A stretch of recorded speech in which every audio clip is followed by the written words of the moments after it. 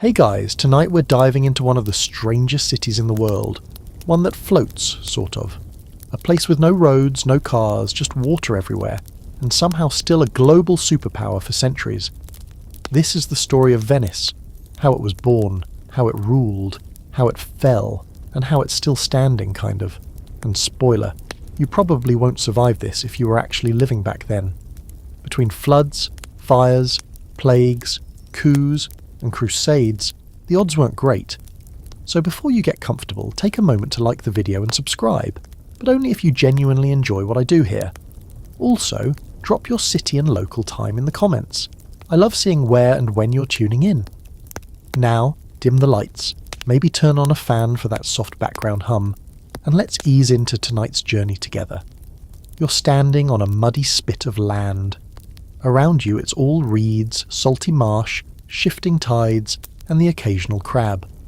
Not the start of a great city, but that's what makes Venice so improbable. It doesn't begin with kings or castles. It begins with terrified people running for their lives. It's the 5th century, and the Roman Empire is doing its final dramatic slow-motion collapse. Huns are pouring into the north, Goths are swinging swords at anything that looks remotely Roman, and regular folks, farmers, merchants, widows, monks, are grabbing what they can and fleeing into the nearest thing that looks safe, the swamps of the Venetian lagoon. It's not a glamorous exile. The mainland is on fire, literally. People flee from cities like Aquileia, Altinum and Concordia, some of which are never rebuilt. The waters of the Adriatic Sea lap around 100 tiny mud islands that look like the worst place to settle ever. But those islands, they're hard to attack. No real roads.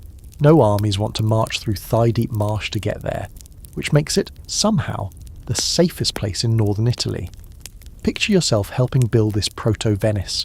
You're hammering wooden stakes into the ground, layering stones over them, maybe hoping the whole thing won't sink tomorrow. You live in a hut. It smells like fish and wet laundry. You get bit by mosquitoes constantly, and fresh water is basically rain in a barrel. The early settlers are barely scraping by, but slowly, painfully, they're transforming the lagoon from a refugee camp into a patchwork of wooden buildings and tiny bridges. The fun twist? Those islands are technically still under the control of the Byzantine Empire, what's left of the Eastern Roman world. It's like the parent who left for cigarettes and keeps mailing rules. The Byzantines don't exactly help, but they also don't stop the refugees from organising. Gradually, these wet, exiled communities stitch themselves together into a society with laws, a sense of identity, and most importantly, a very flexible sense of government. Now, here's the historical fact for this section. The first official date we can kind of point to as Venice's birthday is March 25th, 421 CE. Supposedly, that's when the Church of San Giacomo was dedicated in the district of Rialto. Now, did this actually happen on that exact day? Unclear. The records are murky at best and heavily mythologized, but it makes for a nice origin story. And hey, who doesn't want a birthday? But here's your quirky fact. The name Venice is believed to come from the Veneti, an ancient Indo-European people who lived in the region before the Romans showed up. What's fun is that no one's totally sure who the Veneti were, ethnically or linguistically. They've basically ghosted from history except for their name sticking around. So even the name of the city is a mysterious leftover from a people we barely understand. And now, for your scholarly debate to fall asleep to, historians have long argued whether Venice was truly born out of chaos and flight, or whether the Byzantines had a more deliberate hand in organising the lagoon's early communities. Some scholars think the empire strategically encouraged settlement there as a kind of outpost or buffer zone, which would make early Venice less of a happy accident and more of a soft launch. Others say nope. It was just people running into the swamp and trying not to die. Honestly, either way, the fact that any city rose from that watery soup is a minor miracle. By now the settlers have figured out some basics: fishing, salt harvesting, a little trade by boat. The Adriatic isn't just water, it's a highway. And unlike inland cities that keep getting invaded and wrecked, Venice is just isolated enough to grow quietly. They build canals, not because it's romantic, but because it's the only way to move things. You try wheeling a cart over a marsh. They start figuring out how to anchor buildings into the mud using thousands of wooden piles driven deep into the seabed topped with stone. It's all trial and error, and mostly error. But the concept works, like shockingly well. You're probably not sleeping in palaces yet, but maybe your house has 2 rooms now. Maybe there's a church nearby. Maybe you're trading salt to some passing merchant for olive oil, or a slab of cheese that won't smell great by the time it arrives. And maybe you're hearing whispers from the elders about organising something more formal, someone to lead, to represent, to keep order. That's when the idea of a doge starts bubbling up. The term comes from the Latin dux, meaning leader or general. A doge is kind of like a duke, but elected, and in theory, accountable to the people. In practice, well, we'll get into that mess soon enough. But for now, you drift to sleep knowing that against all odds, this ragtag cluster of huts in a mosquito-infested swamp is laying the groundwork for one of the richest, most powerful cities in the world. It doesn't seem possible, does it? And yet here we are, floating on a dream held together with wood, willpower, and just enough salt to keep the enemies out. You wake up to the slap of water against wood. The air smells like wet rope, sea salt, and breakfast. If breakfast is just stale bread and dried fish. Welcome to early Venice, where the buildings don't touch the ground so much as hover politely above it. Everything creaks, everything leans, and somehow it all holds. This is the part where the city starts figuring out how to stick around for the long haul, literally, because Venice isn't built on solid ground. It's built on thousands of wooden piles driven into the mud, and those piles are holding up entire buildings. Picture someone planting a forest upside down and then stacking stone buildings on top. That's Venetian engineering in a nutshell. And somehow, despite the fact that it's mostly water and wobble, it works. You're helping carry more lumber into the marsh. It's not just any wood. It's alder, larch and oak, carted in from forests far to the north. Wood that doesn't rot easily, even when submerged. It's hauled, floated and shoved into place using ropes, pulleys and some truly questionable ladders. One by one, these piles are driven deep into the clay below the lagoon, forming the foundations of platforms called zattere, which just means rafts. On top of that, stone, and on top of that, homes, churches, warehouses, all balanced like a tipsy game of architectural Jenga. Every canal becomes a street. Every building faces water. There's no such thing as a back alley, just front row seating to the sea. You don't walk far without stepping onto a narrow bridge or hopping into a flat-bottomed boat. Gondolas aren't a tourist gimmick yet. They're just a necessary inconvenience. Rowing is survival. As the city expands, it starts to develop distinct districts, called sestieri, or sixths. You live in Cannaregio, probably the most down-to-earth one. The centre of everything is Rialto, where the market buzzes with news, spices and pickpockets. There's Castello, where the navy gets going, and Dorsoduro, where the artists eventually show up. The bones of a real city are there, laid on stilts and stubborn optimism. This is where Venice starts getting a little self-esteem. It's no longer just a hideout. It's a functioning society with traditions, a government, kind of, and a growing population. They've got salt pans, fish, and more importantly, boats. Lots of boats. The lagoon isn't a barrier. It's a moat, a wall, and a highway rolled into one. That maritime edge becomes Venice's superpower, and they're just starting to realise it. And now your historical fact for this section. Those wooden piles that hold up Venice, they're still there. Many of them are over 1,000 years old and have not rotted. Why? Because they're submerged in oxygen-poor water, which bacteria and fungi can't handle. Plus, over time, the water's minerals slowly petrify the wood, turning it into something more like stone. Venice isn't just floating, she's fossilising beneath your feet. Here's your fringe fact. Some Venetian houses were built with repurposed Roman columns, statues and bricks pulled from ruined mainland cities. So even in its earlier stages, Venice was recycling history. You might sleep under a roof held up by a marble slab that used to decorate a Roman bathhouse. Reduce, reuse, reclaim empire. And now for your scholarly debate. When exactly did Venice become independent from the Byzantine Empire? It's murky. There's no clear-cut moment when Venice yells, "We're out!" Instead, it's a slow, passive-aggressive fade-out. The Byzantines are busy defending Constantinople, dealing with iconoclast drama, and trying not to collapse, so Venice just stops checking in. They keep using Byzantine coinage, but start minting their own. They fly the Byzantine flag, but elect their own doge. It's like moving out of your parents' house but still borrowing their Netflix password. By now, the first doges are being elected, or let's say, semi-persuaded into power by elite families. These doges aren't kings. In fact, Venice hates kings. Kings are a mainland problem. The doge is more like a high-stakes middle manager. Glorified, sure, but kept on a very tight leash. He lives in a palace, but he can't make laws alone. He gets a fancy hat, the corno ducal, which looks like a puffy pastry, but he's watched constantly. Sometimes, after they die, their names are erased from the records if people decide they were too power-hungry. No pressure. You're probably not voting for the doge, unless you're a rich guy with connections and a beard that smells like sea air and secrets. The system is already being gamed by a few old families, but the myth of Venice is growing. It's not just a city on stilts. It's a republic, a place where no one man rules, a city of laws, trade and order, surrounded by water, yet somehow more solid than its land-based neighbours. And that water? It's still rising and falling with the tides. Twice a day, the city breathes. You get used to it. The way wooden steps grow slick with algae. How doorways are raised to keep out the splash. How certain squares become shallow lakes when the moon gets bossy. It's not comfortable, but it's home. At this point you know every sound of the lagoon. The slap of oars, the creak of timber, the clink of a wine bottle. You've heard the ghostly clang of church bells at foggy dawn. You've seen kids diving off piers and stray dogs curled in fishing nets. There's a rhythm now, a weird peace. You've traded isolation for identity, chaos for community. You lie back in your wooden house, which doesn't exactly smell like cedar, but it's standing. You stare up at beams that were dragged from alpine forests and hammered into shape by men with salt-cracked hands.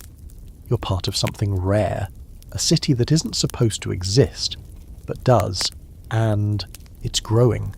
Fast. Soon the world will notice. But for now, in the flickering candlelight, you fall asleep to the sound of water licking the stones, and the quiet certainty that even if the land around you burns again, this strange floating city will find a way to float forward. Morning light filters through the mist like a soft, blurry halo. The air has that briny tang again, mixed with yesterday's fish and fresh laundry hung out on ropes that zigzag above the canals. You've lived here long enough to stop noticing the smell, until someone new shows up and gags. That's how you know Venice is becoming something more than a refugee camp. People are arriving from other cities, other coasts, sometimes other countries. And they're bringing stories about this weird place where buildings stand on water and no one gets stabbed by passing horsemen, at least not very often. But as the lagoon city grows, one question keeps bubbling to the surface. Who's really in charge here? Venice has always been allergic to kings, too messy, too bloody, too mainland. The early Venetians, smartly or stubbornly, decide to rule themselves, kind of. Around the late 7th century they start electing someone to represent the scattered islands, a dux, Latin for leader, which later becomes doge. But the role isn't glamorous at first. It's basically public service with a target on your back. Half the city wants you to fix things. The other half thinks you're power-hungry. The rest are throwing garbage into the canals and waiting for someone else to deal with it. You picture yourself in the crowd the day the first official doge, Paolo Lucio Anafesto, takes power. Well, maybe. Some historians say he never existed. Others think he was more of a Byzantine puppet governor. Either way, his name sticks in the records. Real or not, someone has to run this soggy show. And you quickly learn something. Being doge is dangerous. Within a few decades, there are already violent power struggles, faction fights, and at least one doge who's blinded and exiled. Another is killed by angry citizens. You know, democracy. The doges live in increasingly elaborate palaces, but it's not all wine and gondolas. Their homes are surrounded by advisors, spies, and family members with knives behind their backs. Power in Venice is always a balancing act. Give the doge enough authority to keep the city running, but not so much that he can crown himself king. Venetian politics becomes a long experiment in how to let someone lead without letting them get ideas. Your historical fact tonight. By the 9th century, the Venetians are electing their doges through semi-public acclamations, with the city's powerful families quietly steering the vote behind the scenes. This method, messy and often bloody, will eventually evolve into one of the most complicated voting systems in history. But for now, it's basically a popularity contest with consequences. Here's your quirky fringe fact. Doge Balerio, elected in 804, tried to turn Venice into a full-on Frankish-style duchy. He married a noblewoman from the Carolingian Empire, invited her whole royal court to Venice, and had everyone dressed like they were in Paris. It backfired spectacularly. Locals rioted, he was deposed, exiled, and his brother got dragged into the mess. Moral of the story: don't try to make Venice fashionable unless you've got the boats to back it up. Now, let's get into your scholarly debate. Some historians argue that the early doges were just figureheads, with real power held by aristocratic clans and the Byzantine Empire pulling strings from afar. Others insist the doges had real autonomy early on, especially once the city started making its own laws and defending its own territory. The truth is probably somewhere in the swampy middle. Power in Venice isn't clear-cut. It's like everything else here. Layered, shifting, slippery when wet. You walk along the Grand Canal, which is not yet lined with palaces, but it's getting there. Flat-bottom boats slide past carrying flour, bricks, wine, livestock, and the occasional angry goose. Men shout orders across water. Church bells mark time. Not that anyone really follows a schedule. You help unload a shipment of stone from Istria.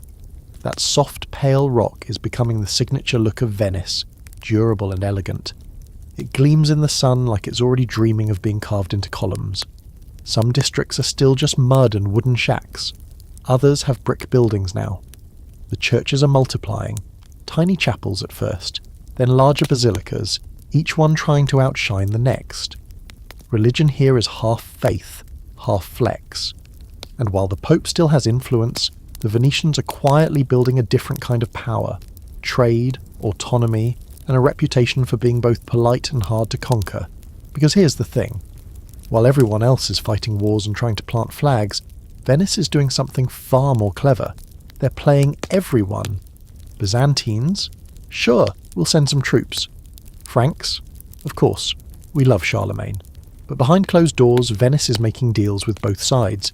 They're shipping grain to one empire while smuggling salt to the other. They're neutral, helpful, and very busy moving cargo. In your free time, you walk along wooden walkways laid over marshes and small squares that flood during high tide. You pass kids poking dead fish with sticks and nuns hanging laundry next to gondola builders. You see the start of something unusual, a community that feels different from the rest of Italy.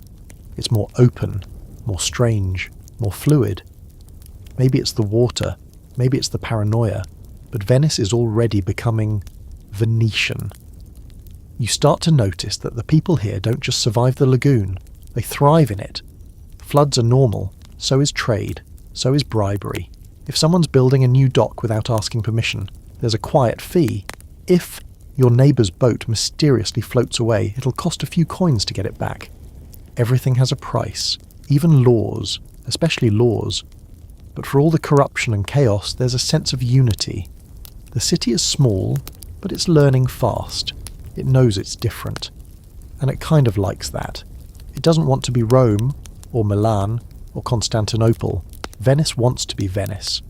A floating experiment in self-rule, self-interest and architecture that really should have fallen into the sea by now. As the sun sets and the tide rolls in, you hear the sounds of an early market winding down. Barrels thumping, roosters complaining, the clink of coins. Another day in a city that still doesn't quite believe it exists. But it does, and it's just getting warmed up. You lie down in your bed, half wondering if the floor will creak apart by morning. You feel the slow, almost imperceptible rise and fall of water beneath you. The city is alive, restless, moody, brilliant. You drift off thinking about power, water, and the strange comfort of being ruled by someone who's just barely allowed to rule. You're dreaming of mosaics when the bells wake you. Again. Venice doesn't just ring bells, they weaponize them. There's a bell for prayers, for floods, for fires, for Doge-related emergencies, and sometimes, just for fun, the bells go off because someone else's bells went off. It's a very musical kind of paranoia. But today, the ringing means something. A ship from Constantinople has arrived, and it's trailing a little too much smoke to be casual. Word spreads quickly along the canals. a delegation from the Byzantine court. They've brought gifts, velvet, gold thread, maybe a silver icon or two, and something even more valuable, an invitation to trade. This is the turning point. Venice doesn't just survive on fish and salt anymore, it starts plugging itself into the ancient arteries of Eastern trade. Spices, silks, incense, gems, all the glittery good stuff of the East flows through the Byzantine capital, and now Venice is quietly elbowing its way into that pipeline. You watch the Venetian officials row out to meet the foreign delegation in their long, slim ceremonial boats. No sails, just manpower and style. The officials wear robes with ridiculous sleeves. They exchange greetings in a mix of Latin, Greek and pure diplomatic nonsense. Then they seal the deal. Venice will be a favoured trade partner of the Byzantine Empire. In exchange, Venice provides ships, soldiers, and just enough flattery to keep the emperor smiling. Here's your historical fact. In 992 CE, Byzantine Emperor Basil II formally grants Venice special trading privileges. This includes tax exemptions and preferential treatment at Constantinople's ports. It's a massive economic win. Think of it as a VIP fast pass to the most profitable markets of the medieval world. Other Italian cities are furious. Venice just shrugs and sails off with a boatload of pepper and a big smug grin. Of course, it's not just silks and spices. With trade comes influence. The architecture starts to change. Buildings stretch upward with narrow facades and pointed arches. Domes appear where there were once plain rooftops. Churches begin looking suspiciously Eastern. Byzantine mosaics with their gold backgrounds and wide-eyed saints start glittering in every chapel. Even the clothes shift. Less drab wool, more layered silks and patterns that look suspiciously like they were looted from a Greek fashion show. You walk through the heart of the city and notice it. A new confidence. There are more churches, yes, but also bigger docks, fancier palazzi, and open squares where merchants argue over currency rates. You overhear Greek, Arabic, Slavic, and bad Latin. Venice is becoming a crossroads, not just of trade, but of ideas. And here's your fringe fact. There's a growing legend that St. Mark himself, the gospel-writing lion mascot of the city, once passed through Venice. No historical evidence for this, of course. But Venetians, ever the brand builders, double down. They'll eventually acquire his relics from Alexandria, but we're not there yet. For now, they're just setting the stage with mosaics and lion statues. It's like laying the groundwork for a PR campaign before you steal the logo. Now, let's talk scholarly debates. Historians argue over whether this Byzantine partnership truly made Venice independent, or just tied it more deeply to the empire. On one hand, the city now has serious autonomy. It governs itself, runs its own courts, and even controls its military fleet. On the other hand, those privileges depend entirely on the whims of the Byzantine emperor. If the emperor sneezes in the wrong direction, Venice could lose everything. But Venice is playing both sides, as always, crafting the illusion of loyalty while slowly carving out real freedom. By now, the streets are livelier. Well, the canals, technically. Markets bob on rafts. Busters sell wine by the barrel. Floating tailors offer fittings that include your reflection in the water, and you, humble citizen of the mud and marble miracle, are riding the wave.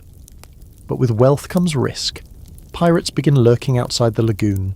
Some are Slavic raiders, others just local troublemakers. Occasionally Venice sends ships to chase them off. Occasionally it pays them to go away. It's all part of the balancing act. Defence through diplomacy, or diplomacy through mild threats. You pass the Arsenal, Venice's growing shipyard. It's not the monster it'll become later, but it's already pumping out vessels faster than most cities can build bridges. War galleys, trade cogs, multi-purpose boats with holes for archers. Venice doesn't just trade goods, it exports mobility. Movement is power, and the lagoon makes a fine testing ground for speed and surprise. At home, you hear neighbours arguing over which family should have more say in the city. Council.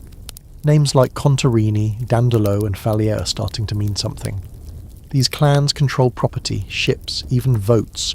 The rich are getting richer, and they're building alliances, marriages and staircases designed to impress. But for now, power is still slippery. Doges still rise and fall, sometimes literally. One drowns mysteriously, Another's throat gets too friendly with a dagger. The people still have some say, and that keeps things turbulent but weirdly balanced. No one family can dominate yet. You finish your evening on a pier, watching a sky full of stars reflect on the black water. The tide is low. The lanterns from the palaces shimmer, stretched and wobbly, like the city itself. You hear the soft thump of oars in the dark, a murmur of singing, a dog barking somewhere near Santa Croce. The wind carries the faint scent of cinnamon and old rope. You realise the city feels different now. It's not just surviving, it's evolving. From a scattered swamp village to a structured trade hub. From isolated to indispensable. Venice is weaving itself into the world, one shimmering thread at a time. And as you pull the blanket tighter and close your eyes, you know, this floating city isn't going anywhere. Not yet. Not while the sea is her road, the east is her market, and power is something she wears like a borrowed robe. Elegant, temporary, and tailored to impress. You wake to the rhythmic creaking of wood against water, and the sharp tang of salt on the breeze. Another ship has come in, long and lean, sails half-furled like tired wings. You can almost smell what's in the cargo: pepper, nutmeg, and a few suspicious-looking rolls of silk that may or may not have gotten lost in Constantinople's customs line. Venice, your city of lagoons and loopholes, is becoming rich. Not accidentally, not slowly, but almost obnoxiously. The reason? Trade. Not just any trade, middleman trade. Venice doesn't mine gold, it doesn't grow spices, and it definitely doesn't breed silkworms. But what it does do is move things. From the east to the west, and from the west to whoever has enough silver. And for that, Venice charges a quiet little toll that adds up faster than you'd believe.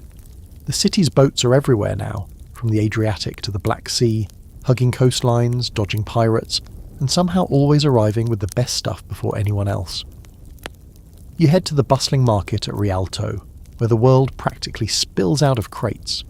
There's Persian carpets, Armenian wool, Egyptian glassware, and a German merchant loudly trying to haggle in terrible Italian. The smells are overwhelming. Spices clashing with seaweed, citrus mixing with unwashed sailors, fish, so much fish, and the constant undercurrent of burning lamp oil. And amid all the commerce, you spot it. Venice's secret weapon. Salt. It's not glamorous, but it's gold in disguise. The city's salt pans stretch across the lagoon, quietly, producing the white crystals that preserve meat, flavour food, and make trade ships very full and very profitable. Salt pays for everything. Ships, soldiers, and the increasingly elaborate wigs of the aristocracy. Some even call it white gold, though no one says that out loud unless they want a barrel of eels dumped on their doorstep. Here's your historical fact. By the 11th century, Venice controls most of the Adriatic Sea's key ports, including Zara and parts of Dalmatia. Not through conquest, well, not always, but through contracts, alliances, and the occasional well-timed bribe. These ports ensure that Venice gets first dibs on goods coming west, and can block rivals from getting too cosy. Now, your quirky fringe fact. The merchants of Venice developed a strange little trade trick called the Bill of Exchange. It's like an IOU crossed with a banknote, allowing traders to promise money in one city and collect it in another. This made it easier to do business across long distances without carrying literal bags of gold. It also meant a Venetian merchant could trade with someone in Cairo, stop in Constantinople, and still pay his gambling debts in Florence, all with a few scribbles on parchment. It's proto-banking, and it makes some people very rich. But of course, not everyone's thrilled. Pisa and Genoa, two salty little coastal cities, are furious.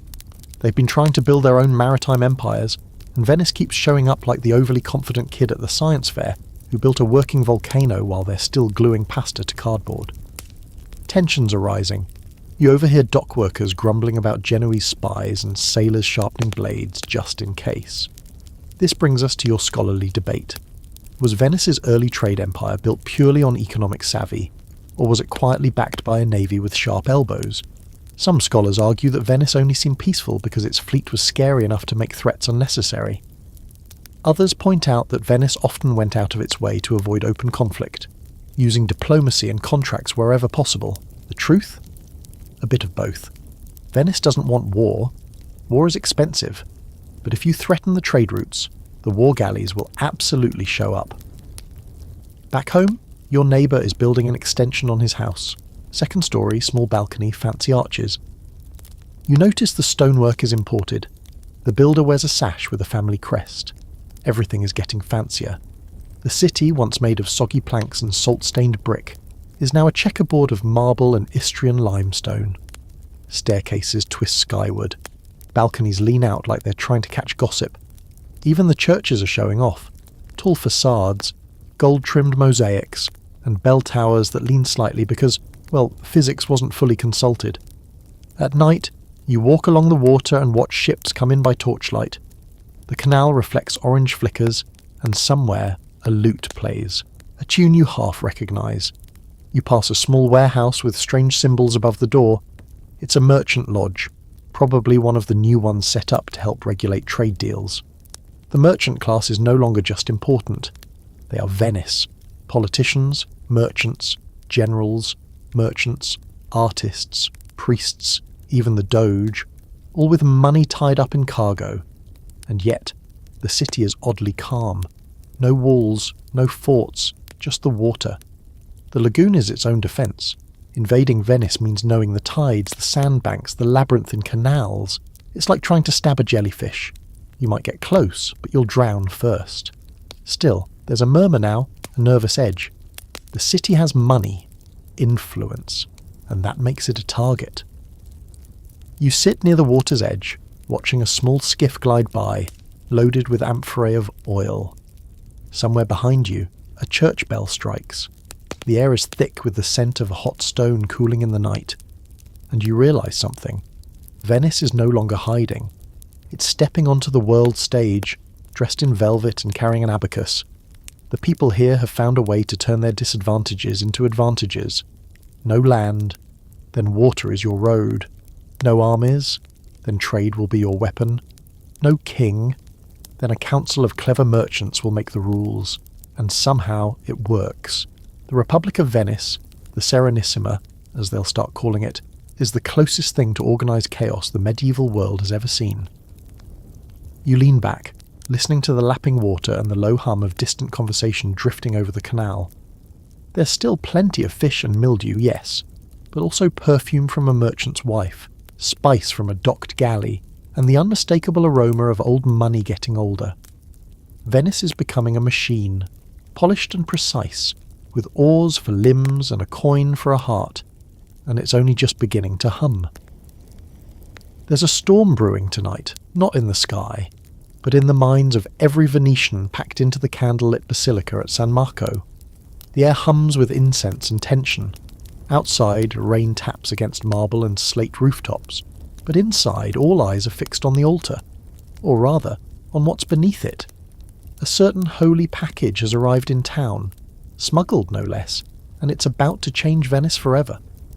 It begins with a story told in whispers, then murals, then mosaics, then official chronicles written in the kind of neat handwriting that always smells like revisionism. Two Venetian merchants, Buono da Malamocco and Rustico da Torcello, are in Alexandria doing their usual trade circuit. Spices, silks, maybe a few discreet bribes. But while there, they get wind of something much bigger than peppercorns. The relics of St. Mark the Evangelist, one of the 4 guys who literally wrote the New Testament, are buried there. And what do they decide to do? Steal them. Of course. Because Venice is about to become a real power, and no self-respecting medieval republic can rise to glory without the bones of a famous saint. The theft is, according to the story, blessed by divine coincidence and totally not a crime. The merchants allegedly hide the saint's body beneath a pile of pork, offensive to the Muslim customs inspectors, who give it a hard pass and sail it home under cover of piety. The year is 828, and when the bones arrive, the city goes absolutely bonkers. The Doge declares St. Mark the new patron of Venice, replacing poor old St. Theodore, who gets quietly retired like a department store mannequin. Here's your historical fact. Venice built the Basilica di San Marco to house St. Mark's relics, right next to the Doge's palace, as a not-so-subtle way of combining religious legitimacy with political swagger. The basilica becomes the city's crown jewel, dripping with gold, packed with Byzantine mosaics, and built in such glorious defiance of restraint that it basically screams, "We're holy and rich, try us." And here's your quirky fringe fact. At one point, the location of St. Mark's remains gets lost inside the basilica itself. For real. After a fire and a few overzealous renovations, nobody can remember exactly where they buried him. Panic ensues. They eventually find the relics again, after a priest claims Mark's ghost guided him to the right spot. Sure he did. Anyway, the bones get reburied, this time in a much fancier shrine, and no one loses them again. Probably. But this raises your scholarly debate for the night. Were those even Mark's bones? Some historians think the whole thing was a clever PR move, that the merchant stole some random body, slapped a holy label on it, and Venice ran with the story because it fit. After all, Alexandria was a bustling city full of relics. It wouldn't have been hard to dig up a respectable corpse and start a legend. Others argue that, true or not, the power of belief mattered more than the facts. Venice believed it had St. Mark, and belief, in a city that deals in illusion and image, is everything. You wander through the piazza, where the basilica now glitters by torchlight like some jewelled treasure chest cracked open. The domes loom against the night sky, shaped more like something out of Constantinople than Rome. Inside, the walls shimmer with tiny gold tiles depicting saints, sinners, ships, and symbols, all of it telling the story Venice wants the world to believe. We are chosen. We are eternal. We are floating on divine purpose. The symbol of St. Mark, the winged lion, starts appearing everywhere, on flags, on the stone pillars, carved into bridges, pressed into coins. That lion, with one paw on a book and wings stretched like sails, becomes the face of Venice's ambition. It's more than branding. It's propaganda soaked in incense and sea spray. And it works. Other cities may have better armies, taller walls, more farmland, but Venice now has the bones of a gospel writer and a reputation gilded with sanctity. Pilgrims start arriving. So do merchants looking to capitalise on the holy traffic. The city's economy hums louder, not just with trade goods, but with spiritual tourism. Blessing's a good business. Of course, not everything is sacred. Just across the piazza from San Marco, the Doge's palace is growing. It starts small, but soon becomes a sprawling symbol of secular power, built in pink stone and white marble like some kind of heavily ornamented wedding cake. Inside, decisions are made. Not by one man, but by councils, committees and subcommittees that will eventually outnumber the fish in the lagoon. You watch as a new Doge is elected, probably by a crowd of wealthy men pretending they don't already know the outcome. He wears the corne ducale, that puffy, forward-leaning hat that looks like a croissant doing yoga. It's not a crown. Crowns are for monarchs. Venice, as it likes to remind everyone, is a republic. A messy, elite-controlled, semi-hereditary republic. But still. You spend the afternoon watching artisans work in the square. Glass-blowers showing off baubles from Murano. Stonemasons carving lion heads into archways. A storyteller nearby recounts the journey of St. Mark's bones, throwing in a few extra sea monsters and divine omens for flair. Kids gather around him, wide-eyed. You can't help but smile. Even the lies are beautiful here. As twilight falls, music drifts from a barge strung with lanterns bobbing gently near the quay. A soft breeze ripples across the lagoon, carrying the mingled scents of beeswax, garlic and seaweed. The water reflects the stars, broken by the oars of late-arriving gondoliers. Venice, you realise, has done something incredible. It's tied its fate not just to trade routes and salt pans, but to myth. By stealing the body of a saint, it's anchored itself in the sacred imagination of Europe, and from here it will continue to grow, not through conquest, not through farming, but through an alchemy of belief, branding and boats. You curl into bed, the distant bells of San Marco echoing across the rooftops. Rain taps the window. Somewhere, the lion sleeps under golden marble, and the city hums softly around him, blessed, brazen, and floating. The morning breeze smells like salt and smoke. Again. Something's burning, but this time it's not a bakery or a neighbour's laundry accident. It's Constantinople, or at least it will be, soon. You're not there personally, of course. You're in Venice, watching the city prepare for one of the most absurd detours in the history of organised violence, the Fourth Crusade. It starts with an idea, as terrible plans often do. Pope Innocent III calls for a crusade to retake Jerusalem, because clearly that worked so well the last 3 times. A bunch of European nobles sign up, full of sword-waving enthusiasm but no logistical foresight whatsoever. They have knights, banners, holy intentions, and absolutely no ships. Guess who has ships? That's right, Venice. So, a deal is struck. The Crusaders will pay Venice to build and crew a massive fleet to carry them across the Mediterranean. Venice agrees. But as the deadline arrives in 1202, the Crusaders can't come up with the money. They're short by tens of thousands of silver marks, enough to fund multiple small wars or at least a very fancy monastery. Here's your historical fact. In response, Venice proposes an alternative payment plan. Instead of money, the Crusaders will help Venice capture Zara, a Christian city on the Dalmatian coast that had rebelled against Venetian control. Yes, Christian Crusaders are about to attack a Christian city. The Pope is not thrilled. He excommunicates everyone involved. The Crusaders shrug, sack Zara anyway, and then keep going. Because why not? And this is where the plan goes completely sideways. Enter Alexios Angelos, a deposed Byzantine prince. He finds the Crusaders and promises them riches and support if they help him reclaim the throne of Constantinople. He throws in vague religious flattery, a promise to reunite the Orthodox and Catholic churches, that'll go well, and a whole lot of "I swear I'll pay you later." You're in Venice, hearing whispers in the taverns. They're not going to do it, are they? Someone mutters over a mug of wine. But they do. They sail east, not to the Holy Land, not to Jerusalem, but to Constantinople, the richest Christian city in the world. The crusade has become a floating armed freelance squad, and in 1204 they sack it, Venice included. Now, sacking Constantinople isn't like pillaging a random village. This is the capital of the Eastern Roman Empire, home to treasures that had survived since antiquity: gold, relics, icons, manuscripts, and enough silk to make 1,000 popes jealous. And Venice doesn't just participate, they lead. Venetian ships breach the sea walls, Venetian soldiers storm the palaces, and the city is gutted. Here's your fringe fact. The famous 4 bronze horses that sit above the Basilica di San Marco in Venice. Yeah, they were stolen from Constantinople during the sack, looted, shipped back across the sea, and mounted above the cathedral as a permanent trophy. For centuries, people would look at those horses and call them spoils of divine justice. You, living here now, call them what they are: war prizes, polished and mounted with zero shame. Scholarly debate time. Did Venice mastermind the whole thing?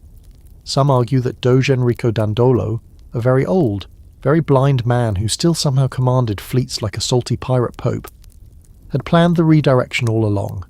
He allegedly wanted revenge for past slights, and saw an opportunity to cripple a rival trading empire. Others say it was chaotic improvisation, a case of one thing leading to another until the Crusaders realized Jerusalem was too far and Constantinople was too rich to ignore. Either way, Venice emerges from the mess with serious loot and serious power. They claim islands, ports, and quarters in Constantinople itself. They carve out trading privileges, grab relics, and use the chaos to expand their footprint across the Mediterranean like a wet stain spreading across parchment. You walk the streets of Venice and see the change. Everything is more opulent now. There's gold where there used to be brick. New altars glow with icons that probably once stood in a church 1,000 miles east. The merchants are cocky. The nobles are wearing Byzantine silks and pretending it's not awkward. Even the Doge has upgraded his already ridiculous ceremonial outfit to include more embroidery, as if blind conquest wasn't enough. But there's tension too. Not everyone approves. Some Venetians feel the excommunication sting. Others worry that turning on fellow Christians will come back to haunt the Republic. A few mutter about karma and floodwaters rising. The rest shrug and count their coins. And yet, the thing that no one wants to say aloud is that Venice just helped destroy the city that helped create it. Constantinople was the empire that once gave Venice its trade rights, its style, its early protection. Now it lies in ruins, looted by the very people who once called it a partner. It's not just betrayal. It's a kind of weird Oedipal victory, with the marble columns instead of therapy. You attend a sermon where the priest, face tight with practiced neutrality, praises the triumph in the east.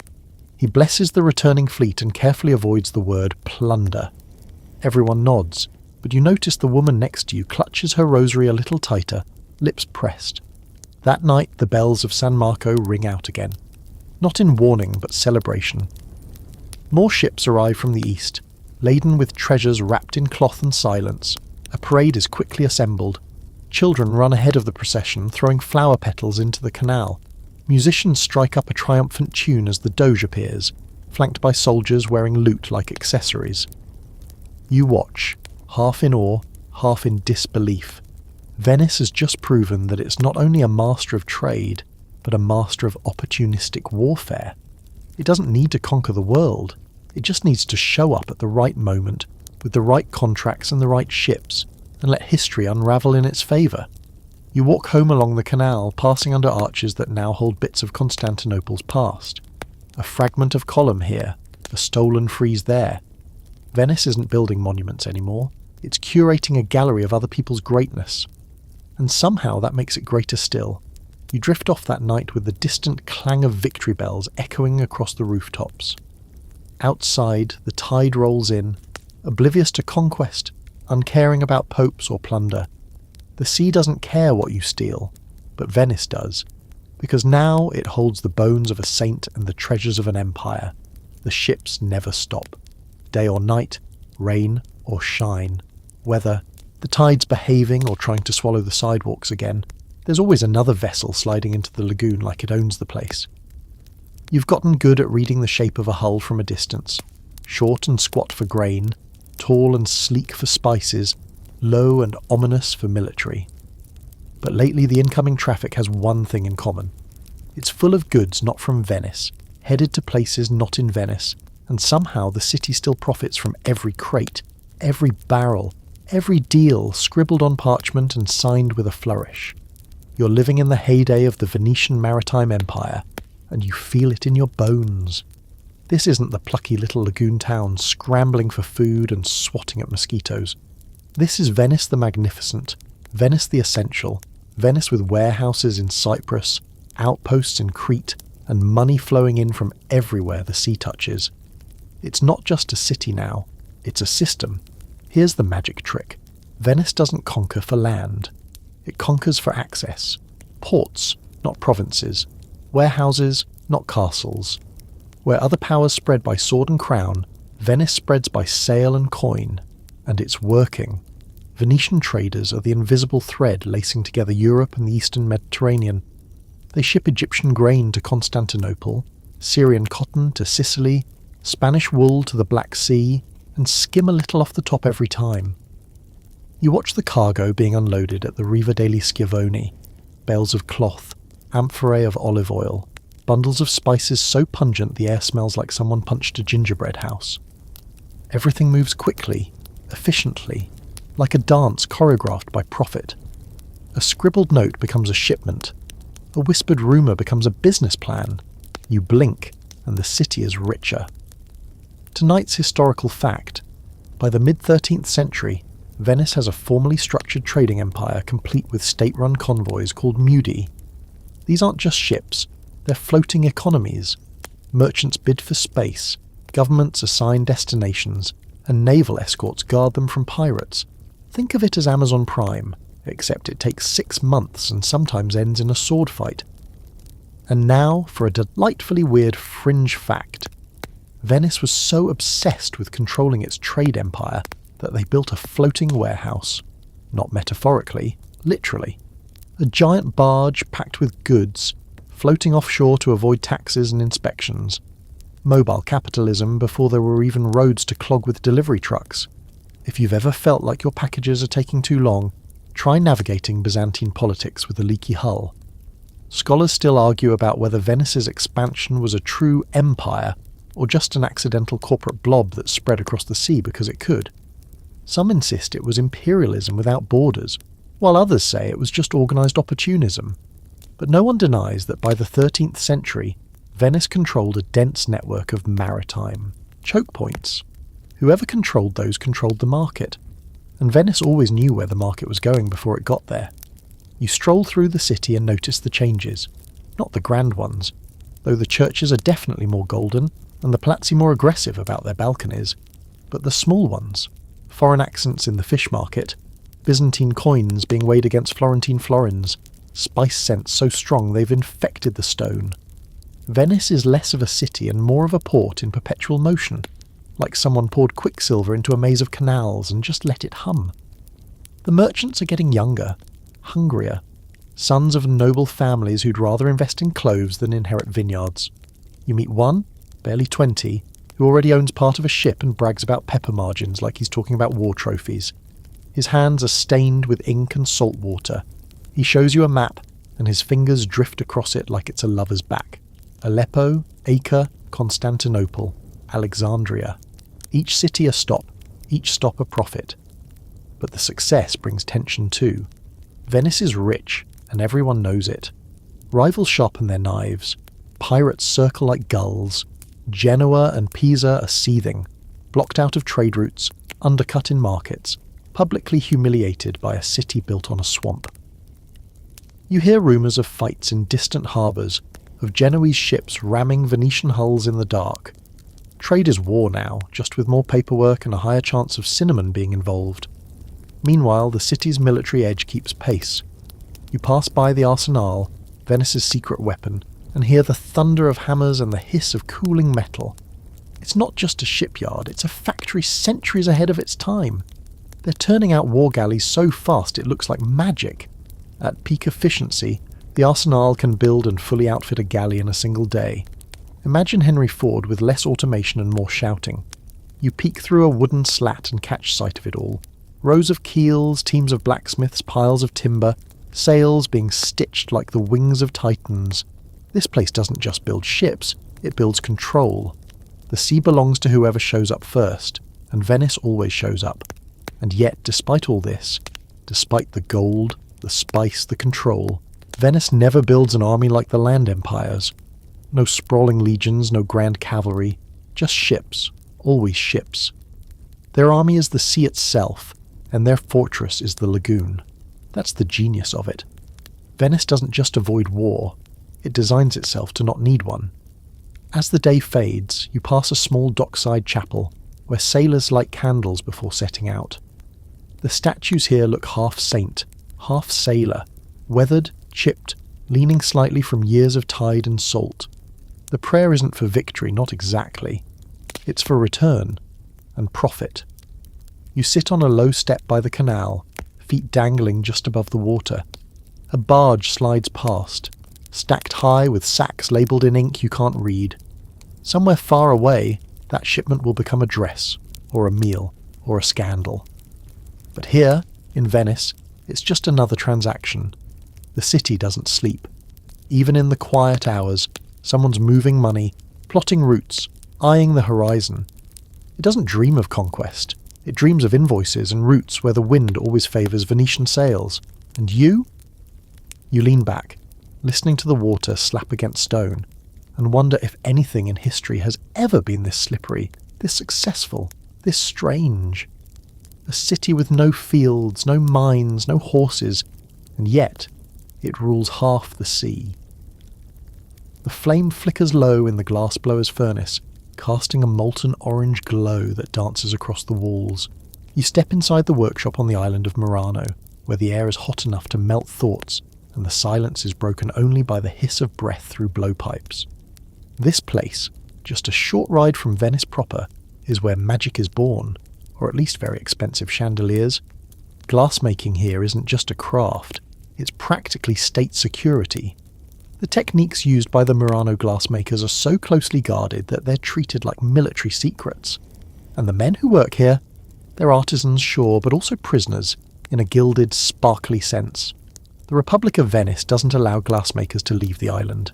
If they try, well, let's just say people have disappeared for less. No one wants their glass blown in France, thank you very much. But the results are worth the paranoia.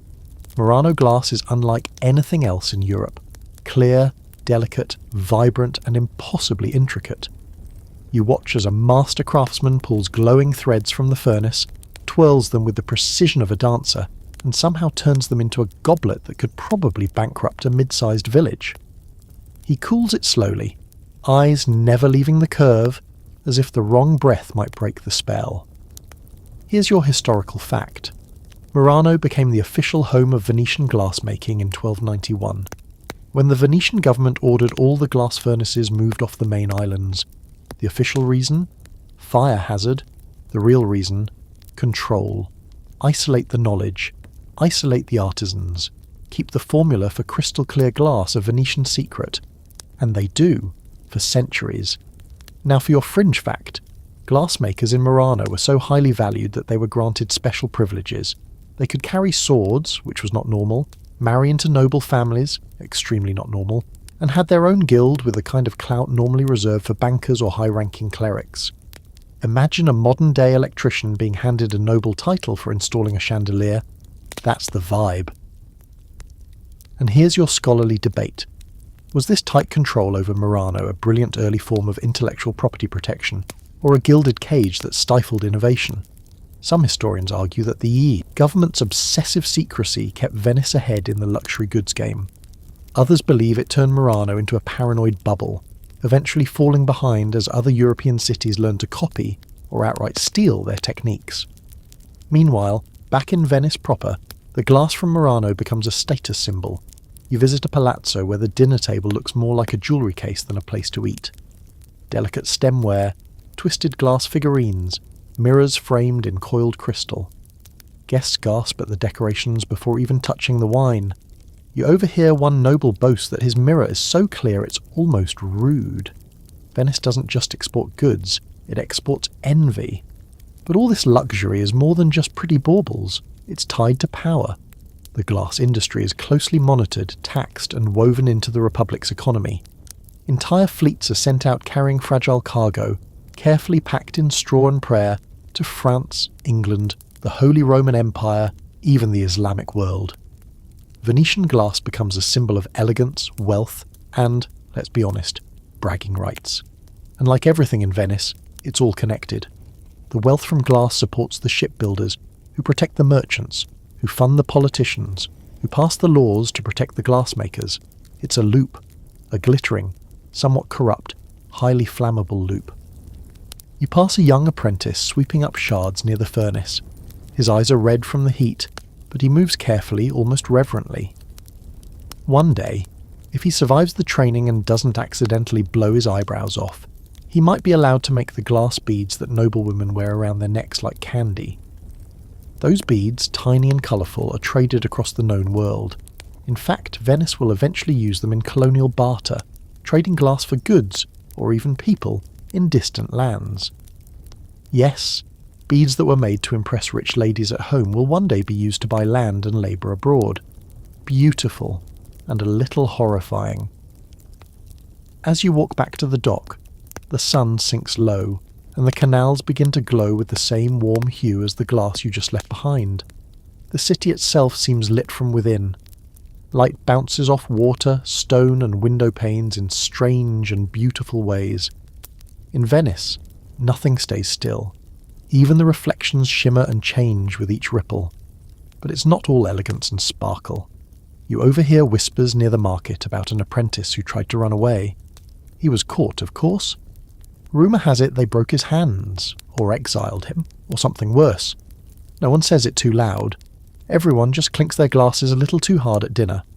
You realise something about Venice as you drift along a quiet canal. It doesn't just control people with power. It controls with prestige. People want to stay here. They want to be part of the shine. And that, ironically, is what keeps them locked in tighter than any guard or law ever could. Back in the city, gondoliers hum songs as they glide between buildings, their silhouettes leaning into the rhythm. Candles flicker from windows high above, where more glass glimmers behind lace curtains. Murano's craft has made it into every corner of life here, decorating not just homes but the idea of Venice itself, a city of artifice and elegance, a place where beauty is manufactured, not found, and sold. always. You close your eyes, lulled by the gentle slosh of water and the cooling night air. In this city, even the fire is elegant. Even the secrets are shiny. And somewhere across the water, a furnace still glows, keeping the heart of Venice molten, fragile, and fiercely guarded. You wake to bells ringing louder than usual, not the usual church chimes marking time or holy days, but the low, heavy clang that means something's wrong. And when you step outside, you know it instantly. The air isn't just damp, it's dead. The market is silent. Doors are shut. Gondolas bob unattended. And the birds, usually noisy, aggressive things that dive bomb leftover bread, are gone. Even the water looks off, still, like it's holding its breath. That's when you realise the plague has arrived. Venice has seen sickness before, malaria, dysentery, the occasional poorly aged fish. But this is different. This is the Black Death, and it doesn't care how elegant your palazzo is or how much salt you export. It arrives by ship, as always. A merchant galley limps into port, crew dead or dying, rats skittering in the hold, fleas carrying a bacterium that doesn't give a single fig about the glory of the Serenissima. Here's your historical fact. Venice was one of the first cities in Europe to implement quarantine, and it invented the word. 40 giorni, meaning 40 days, was the mandated isolation period for incoming ships suspected of carrying disease. The ships were sent to offshore islands, away from the city. Sound familiar? Yeah, Venice was flattening the curve in the 14th century. And now your fringe fact. One of those islands, Lazaretto Vecchio, became the world's first known quarantine station. It was a brutal place. If you were sent there, you either recovered or you didn't. Thousands of bodies were buried in shallow graves, often hastily, often anonymously. Archaeologists are still finding them. It's not the glamorous side of Venetian history, but it's very real. You walk through the streets, muffled and slow. People move like ghosts, wrapped in scarves and suspicion. Doctors wear those horrifying bird-like masks stuffed with herbs to block the stench, and they hoped the disease. They shuffle through the alleys, robes trailing like curtains, long sticks in hand to poke and prod from a safe distance. It doesn't work. The plague doesn't care about your beaked fashion choices. The worst part? The silence. The canals, usually full of shouting, laughter and the splash of oars, are nearly silent. Gondoliers have vanished. Merchants keep their shutters bolted. The churches toll death knells instead of wedding bells. You pass a building marked with a red cross, the universal sign for don't go in there unless you want to stop going anywhere permanently. In the square outside San Marco, the pigeons have taken over. They're everywhere, perched on statues and shuffling around like they've inherited the city. You sit on the edge of the steps, trying not to think about the smell, smoke, rotten vinegar. People are burning herbs in the streets, convinced it'll cleanse the air. Some say it's punishment from God. Others say it's a curse from the east. A few blame the usual scapegoats, foreigners, the poor, anyone who looks like they might have clean fingernails in a dirty world. Meanwhile, carnival goes on. Sort of. That's your quirky fact. During some plague years, when things weren't too horrific, Venice still held masked balls and processions, because if you're going to die anyway, you might as well do it in costume. Masks were already part of the city's culture, used during carnival to blur identities, duck social rules, and allow for a little anonymous chaos. Now they become part survival, part denial. If you can't see someone's fear, maybe it doesn't exist. And now your scholarly debate. Did Venice's early public health system, quarantine, death records, compulsory reporting, help contain the plague better than elsewhere in Europe? Some argue yes. Others point out that despite their efforts, Venice still lost nearly 60% of its population in the worst waves. That's not a win, but it is a grim reminder that even the most organised republic can't outvote bacteria. You walk home through a city that feels like it's exhaling grief. Windows are shuttered. Funeral barges pass quietly.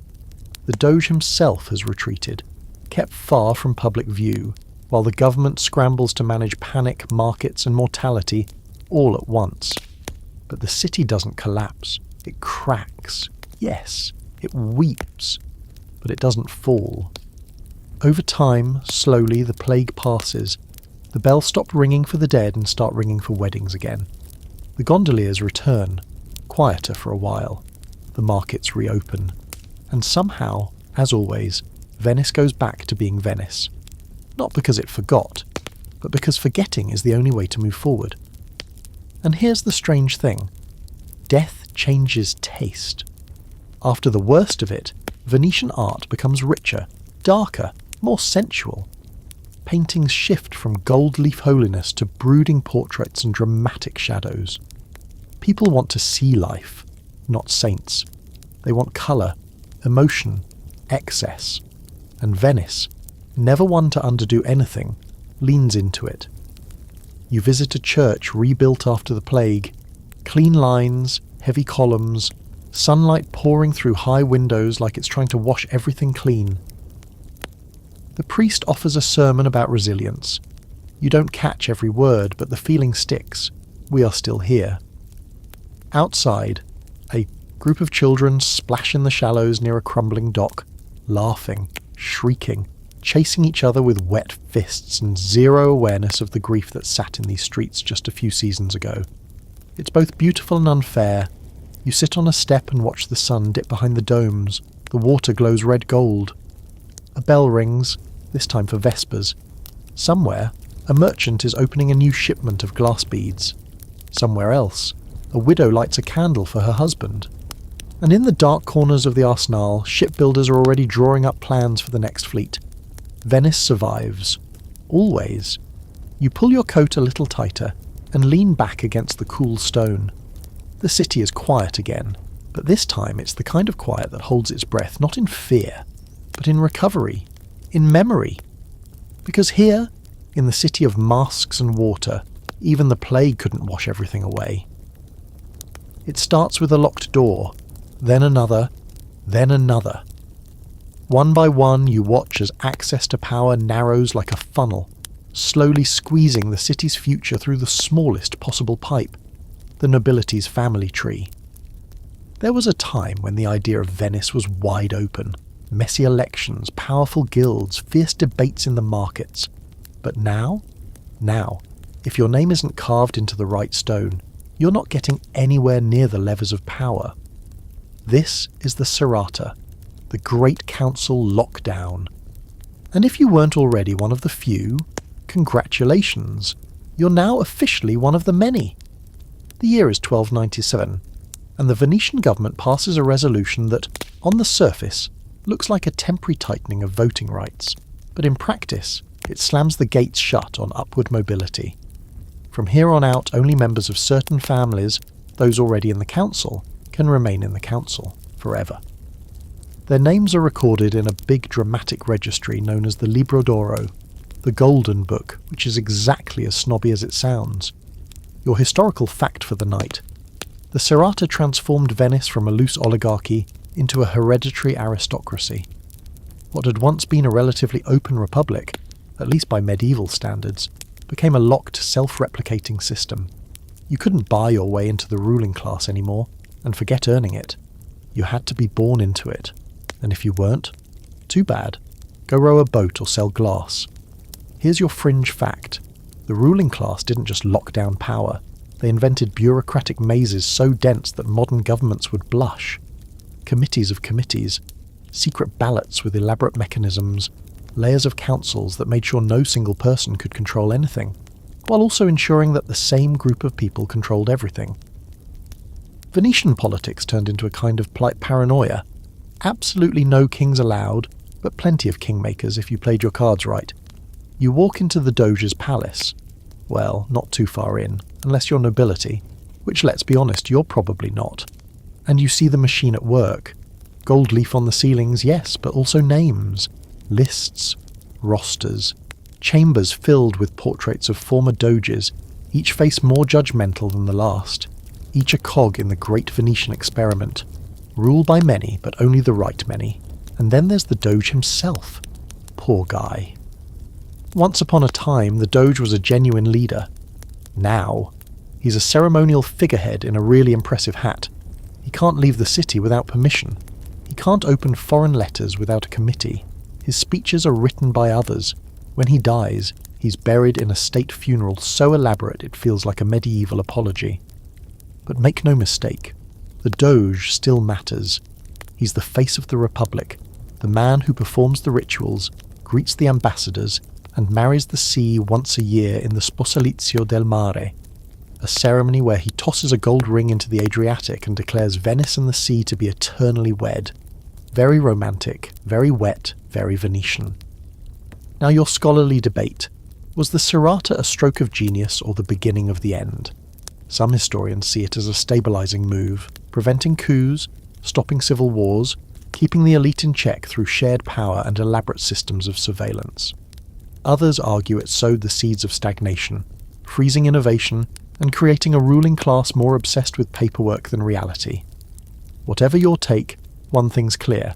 From this point on, Venice becomes obsessed with control, and that control comes with paperwork. You pass an office where clerks are writing laws by hand in long flowing script.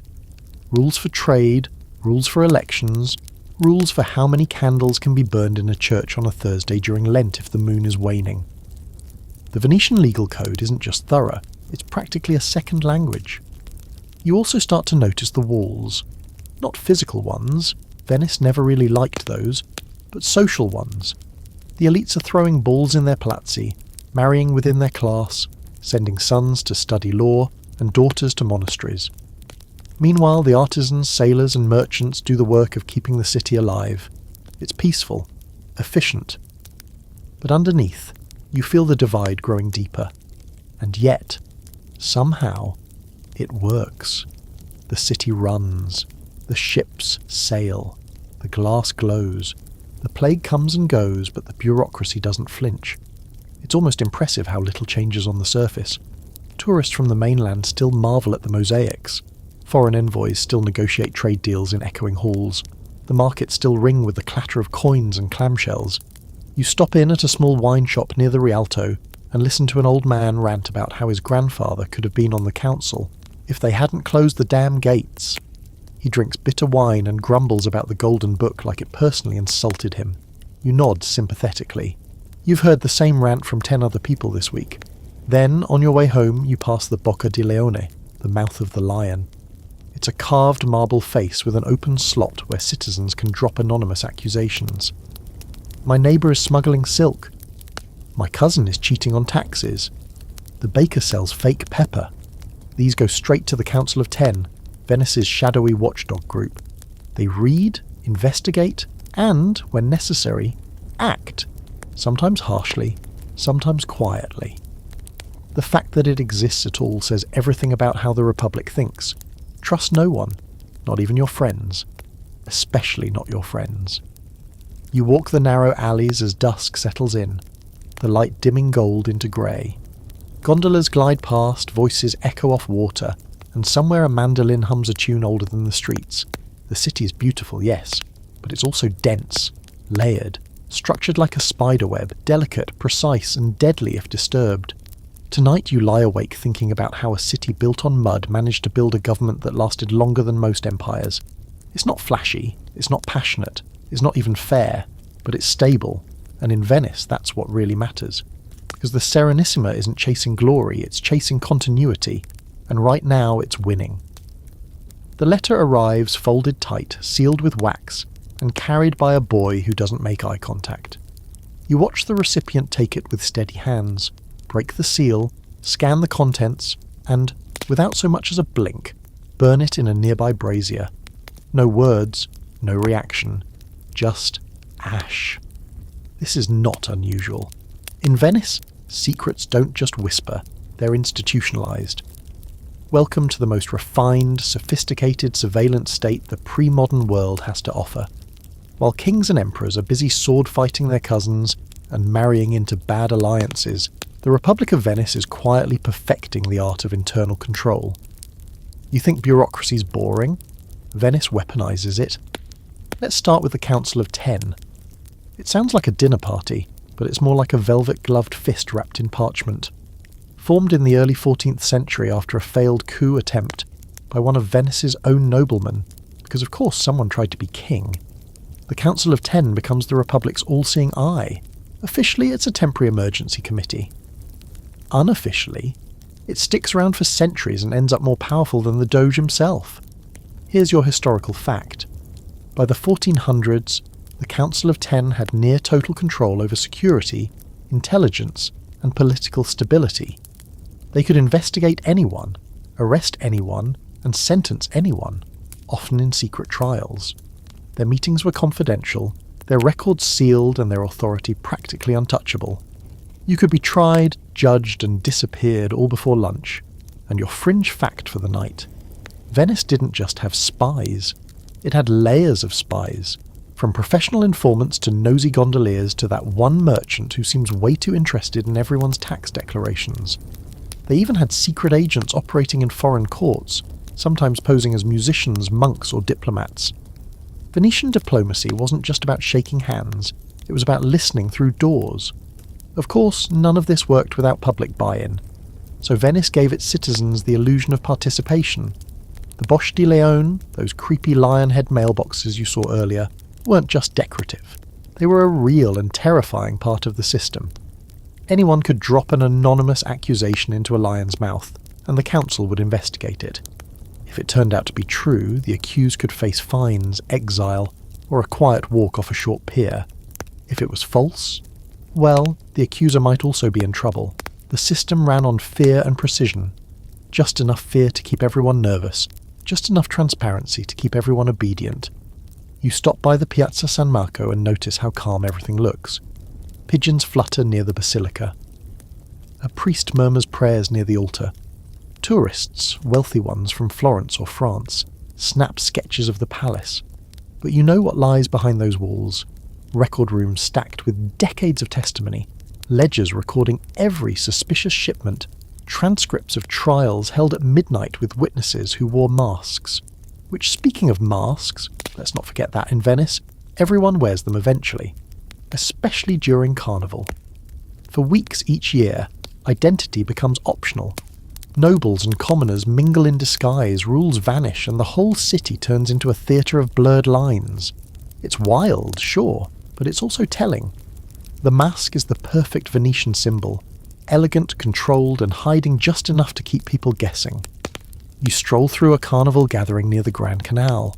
Torches line the water, music drifts from a balcony, and every face is hidden behind feathers, gold leaf, or a grinning expression frozen in plaster. You overhear whispers, politics, gossip, who's sleeping with whom, which merchant might be evading tariffs, and you wonder, how many of these conversations are being logged? How many of these masks hide more than just faces? Now your scholarly debate. Was the Council of Ten a necessary evil, an effective body that preserved Venetian stability for centuries, or was it a corrupt machine that smothered innovation and freedom under the guise of order?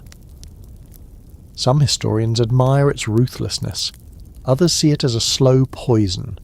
Venice survived revolutions and invasions without falling to tyranny, but was it really free? You ask a shopkeeper once if he's ever been questioned by the Ten. He shrugs and says, "Not yet," like he's talking about the weather. Then he sweeps his doorstep a little more carefully and looks over both shoulders before continuing. But here's the thing, the surveillance doesn't just keep people in line, it creates a culture of self-discipline. In Venice, you learn to watch what you say, you keep your documents neat, you don't flash wealth too obviously, unless it's the approved kind of wealth, in the approved square, during the approved festivals. It's a society of mirrors and echoes, where everyone reflects on everyone else. Even the Doge isn't immune. When he dies, his personal documents are confiscated and examined by a special committee, just in case he got any bright ideas near the end. Even his family doesn't get them back. Privacy doesn't exist here. Not really. Only perception. But somehow, despite all this, or maybe because of it, Venice works. It thrives. The city stays shockingly scandal-free compared to its neighbours. There are no tyrants, no civil wars, no peasant revolts. Everyone knows the game, everyone plays their part, and those who don't, well, let's just say Venice is very good at making people vanish politely. You pass under a bridge and see a small patrol boat glide by. No torches, just the soft clink of armour and the ripple of oars. Night watch, not military, just watchers. And that's Venice in a nutshell. Not a wall to keep people out, but 1,000 eyes watching from within. As the night deepens, you find yourself staring into the black water, where the lights of distant lanterns shimmer and stretch like secrets trying to rise to the surface. You think about all the letters burned, all the names whispered behind masks, all the accusations dropped into lion mouths by trembling hands. And yet, for all its shadows, the city endures. No one rules too much. No one rules too long. The system survives because it's not built on any one person, but on habit, caution, and the slow, patient art of watching everything. You close your eyes and drift off to sleep, not quite sure if someone is watching from a window above. But you don't care. In Venice, privacy is an illusion, and sometimes illusions are safer than truth. This morning it smells like oranges. Not fresh ones, no. The kind that's been sailing for weeks, just soft enough to bruise if you so much as look at them sideways. They're being unloaded in wooden crates by sailors who haven't bathed since Constantinople, and they're humming under their breath, something old and Turkish. You catch a few glances as they pass, quiet nods, polite silence. These aren't your regular Venetian dockhands, they're Ottomans, and they're not just passing through. If Venice had an arch nemesis embroidered on its velvet map of maritime trade, it would be the Ottoman Empire. Tall, rising, and very much in charge of the Eastern Mediterranean, the Ottomans are more than just competition. They're the storm surge to Venice's House of Stilts, and it's a complicated relationship. One year Venice is fighting them, the next it's signing treaties, the next it's fighting again. It's less like war and more like a very long, very passive-aggressive dinner party that occasionally bursts into cannon fire. Your historical fact tonight: between the 15th and 18th centuries, Venice fought the Ottomans in no fewer than 7 major wars. 7. That's not even counting the constant naval skirmishes, commercial disputes, and petty pirate theatrics. The most famous of these clashes, the War of Cyprus, ends in 1573 with Venice losing one of its crown jewels to the Ottomans. Cyprus, gone. And along with it, a whole chunk of pride and profit. But before we get there, let's rewind a bit. In the 15th century, Venice and the Ottoman Empire still managed to do business, because of course they do. Venice needs grain, spices, and silk. The Ottomans want money, luxury goods, and access to European markets, so they strike deals, even as they watch each other with narrowed eyes. Here's your fringe fact. Venice once paid an annual tribute to the Ottoman Sultan just to maintain trading rights in the empire. That's right. This proud tooth-and-cloak republic willingly coughed up gold to keep its spice flowing. And they didn't even pretend it wasn't happening. The payments were formalised, logged, and budgeted. Just business. Very awkward business. You pass the Fondaco dei Turchi, a huge, heavy-looking building near the Grand Canal where visiting Ottoman merchants are required to stay.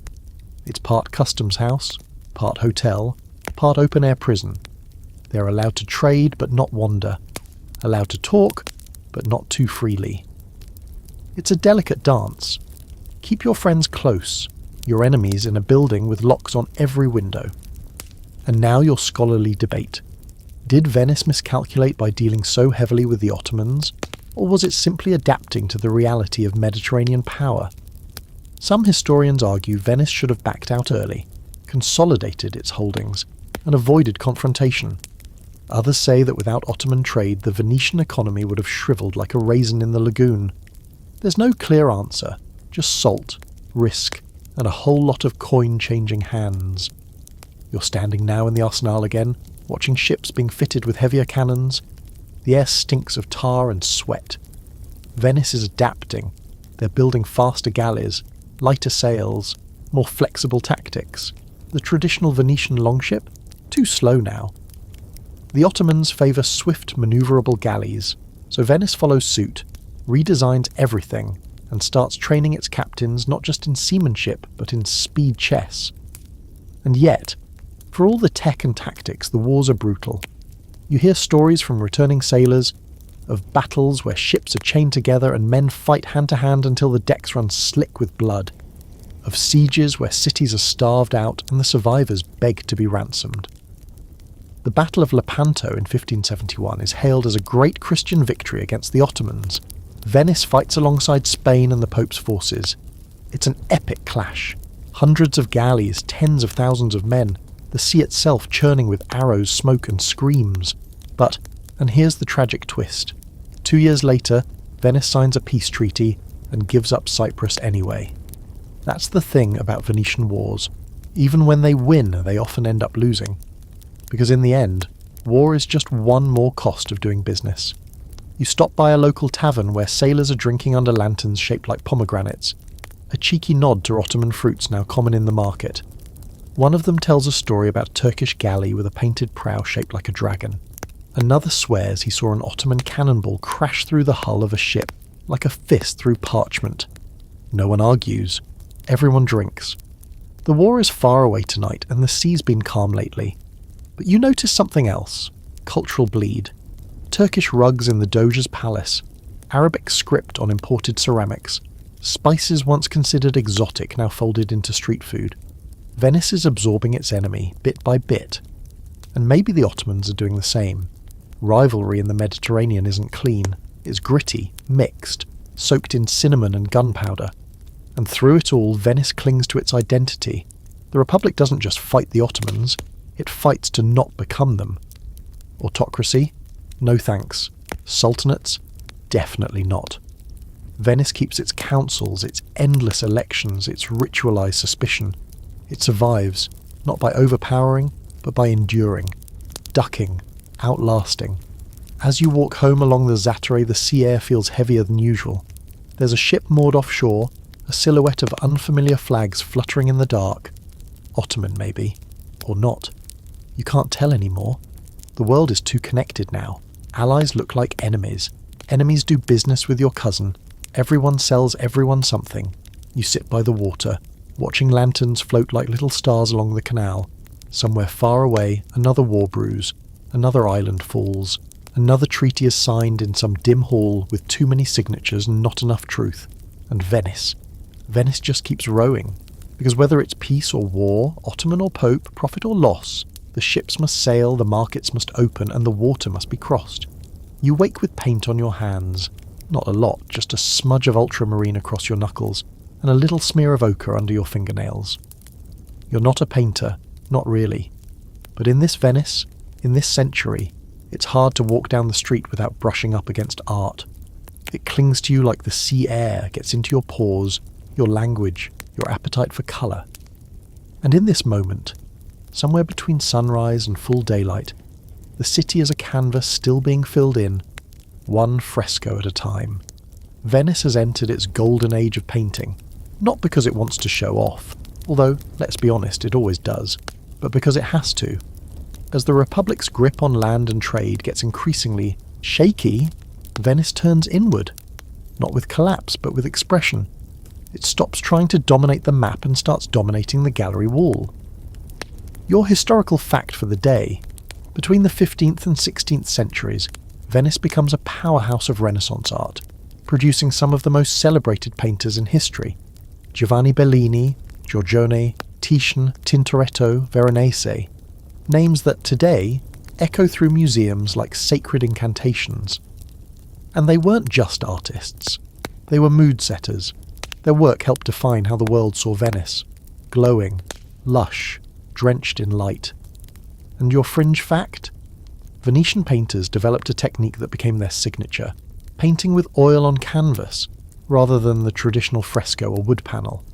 Why? Because canvas was flexible, easier to transport by ship, and didn't crack in the damp Venetian air. Which means Venice didn't just produce art, it exported it. Portable masterpieces wrapped and shipped like fine fabric or Murano glass. Even their aesthetic was logistical. You walk into a church, Santa Maria Gloriosa dei Frari maybe, or San Zaccaria, and you feel the weight of the brushwork before you even sit down. These aren't your average biblical scenes. The colours are impossibly rich. The lighting glows from within the figures. There's sensuality in the folds of Mary's robes, in the lazy curls of an angel's hair. Even the saints look like they just stepped off a gondola, high on wine and incense. Venetian art is emotional, soft-edged and deeply human. Heaven, yes, but with good lighting, and maybe a little bit of drama. Titian, let's talk about him for a second. He's the star, the Michelangelo of the lagoon. He paints mythological scenes, portraits, altarpieces, and he does it all with that velvet heat Venice is so good at bottling. His colours melt into each other, his women breathe, his men smoulder. You swear some of his portraits are about to lean off the canvas and ask for a glass of red. And while the rest of the Italian Renaissance is playing with perspective and geometric purity, Venice is over here like, what if the light was more golden, the saints more sultry, and every face had just enough ambiguity to make you stare too long? It's not about control, it's about atmosphere. Now your scholarly debate. Did Venice's environment, the lagoon light, the constant reflections, the architecture, actually shape its painting style? Some art historians argue yes.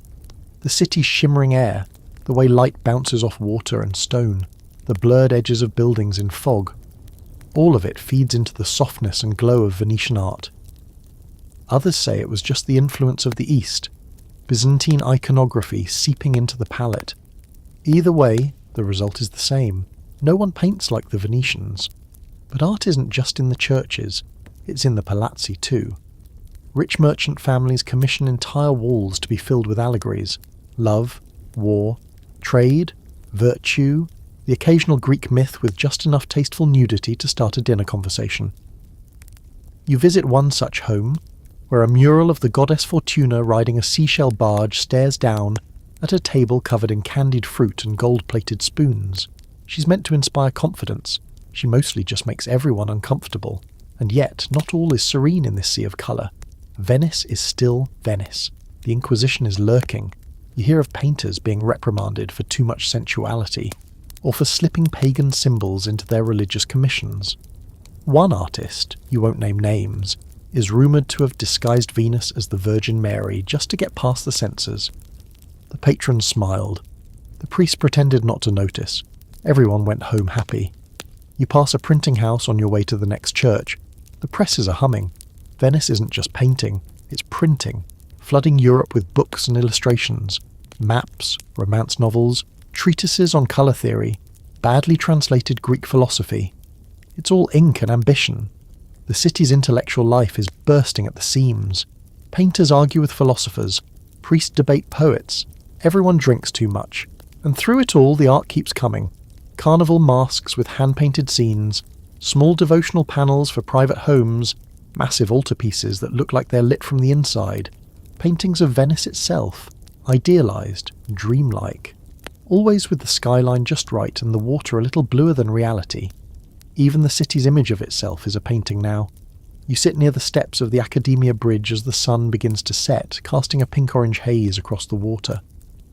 In the fading light, the domes and bell towers seem to float. You understand what the artist were trying to capture.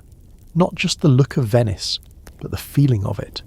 The weightless richness, the endless shimmer, the way the whole city seems to exist one heartbeat away from vanishing into light. You close your eyes and see brush strokes, colour, a hand moving across canvas, chasing beauty through a haze of salt air and incense. Here, in this city of painters, every wall has something to say. Every church is a gallery. Every alley hums with pigment and passion. And somehow, even the damp stone beneath your hands feels like it's part of the masterpiece. Venice doesn't conquer anymore. It doesn't dominate the seas like it once did, but it creates, with light, with oil, with soul. And that's a different kind of empire. The traveller returns with stories. He's older now, worn at the edges like a map left out in the rain. You remember when he left, just a boy in boots too big, full of questions and too much bravado. Now he steps off the galley at the Riva, sun-browned and sharper, carrying a scroll case, a sack of spices, and an expression like someone who's seen things no one's supposed to. His name? Marco Polo. Maybe you've heard of him. Tonight the city gathers in taverns and palazzi to hear him speak. Or rather, to hear someone else speak for him. Because Marco's not the kind of guy to sit down and write his own autobiography. He's got a ghostwriter, a romance novelist he met in prison, naturally. The book? Il Milione, or The Million, because apparently that's how many lies people think it contains. But whatever your opinion, one thing's clear. Venice now has a celebrity explorer, and he's got tales to tell. Here's your historical fact. Marco Polo did in fact travel east to the Mongol Empire, arriving at the court of Kublai Khan sometime in the late 13th century. He wasn't the first European to get there, but he was the first to write a bestseller about it. He claimed to have served as an envoy, travelled across China, visited Xanadu, seen paper money, burning coal, and cities that made Venice look like a puddle with dreams. And here's your fringe fact. Polo's book was written in Old French, not Venetian, and contains as much literary flourish as fact. There are dragons, there are dog-headed people, there are stories of palaces made of gold and feasts that last for days. Was he embellishing? Absolutely. Was it fiction? Not entirely. Marco may have mixed up some timelines, exaggerated some distances, and conveniently left out a few things, like his inability to read or write Chinese, but much of what he described aligns with what historians later confirmed about Yuan dynasty China. The scholarly debate here is rich. Did Marco Polo really go to China? Or did he just hang out in a Persian port, hear a bunch of stories, and repackage them for a European audience with a flair for the dramatic? Some researchers point out that he never mentioned certain obvious things, like the Great Wall. Others argue that his descriptions of currency, customs, and court rituals are too accurate to be second-hand. The consensus? He probably went, but how far and how often remains fuzzy. Still, Venice eats it up. The book spreads across Europe like wildfire. Readers are stunned. Paper money? Roads better than ours? Cities with 1 million people? Surely this is heresy. Or worse, progress. Marco's tales don't just entertain. They reframe the map, cracking open a world people didn't know existed. For Venice, it's a quiet brag. Our citizens don't just trade silk, they walk the Silk Road. You wander through the markets now and hear new names dropped like coins: Cathay, Sipangu, Mangi. No one knows exactly where they are, but everyone wants a piece. The Polo family opens a spice shop, of course. People gather outside to watch Marco drink tea in public, as if he might levitate. He rarely speaks about his journey directly. He lets the book do the work, but sometimes, when no one's watching, he scratches strange characters into the side of crates. Writing, maybe. Memory. And then there's the subtle shift in the city's tone. Marco's tales aren't just exotic, they're challenging.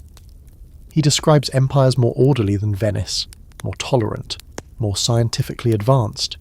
He mentions bridges the size of canals, cities cleaner than Rialto, women with more agency than most Venetian wives. For a republic that prides itself on superiority, this stings a little. But Venice adapts. It always does. You step into a workshop near San Polo and find an artist painting Mongol horsemen onto a panel meant for a noble's private study. The horses are stylized, the hat's all wrong, but the intention is there. The East is no longer a mystery, it's an aesthetic. Silk robes, lacquered boxes, spices with names no one can pronounce. Venice is absorbing it all like salt into broth. But let's not forget the irony. For all his wandering, Marco Polo ends up right back where he started.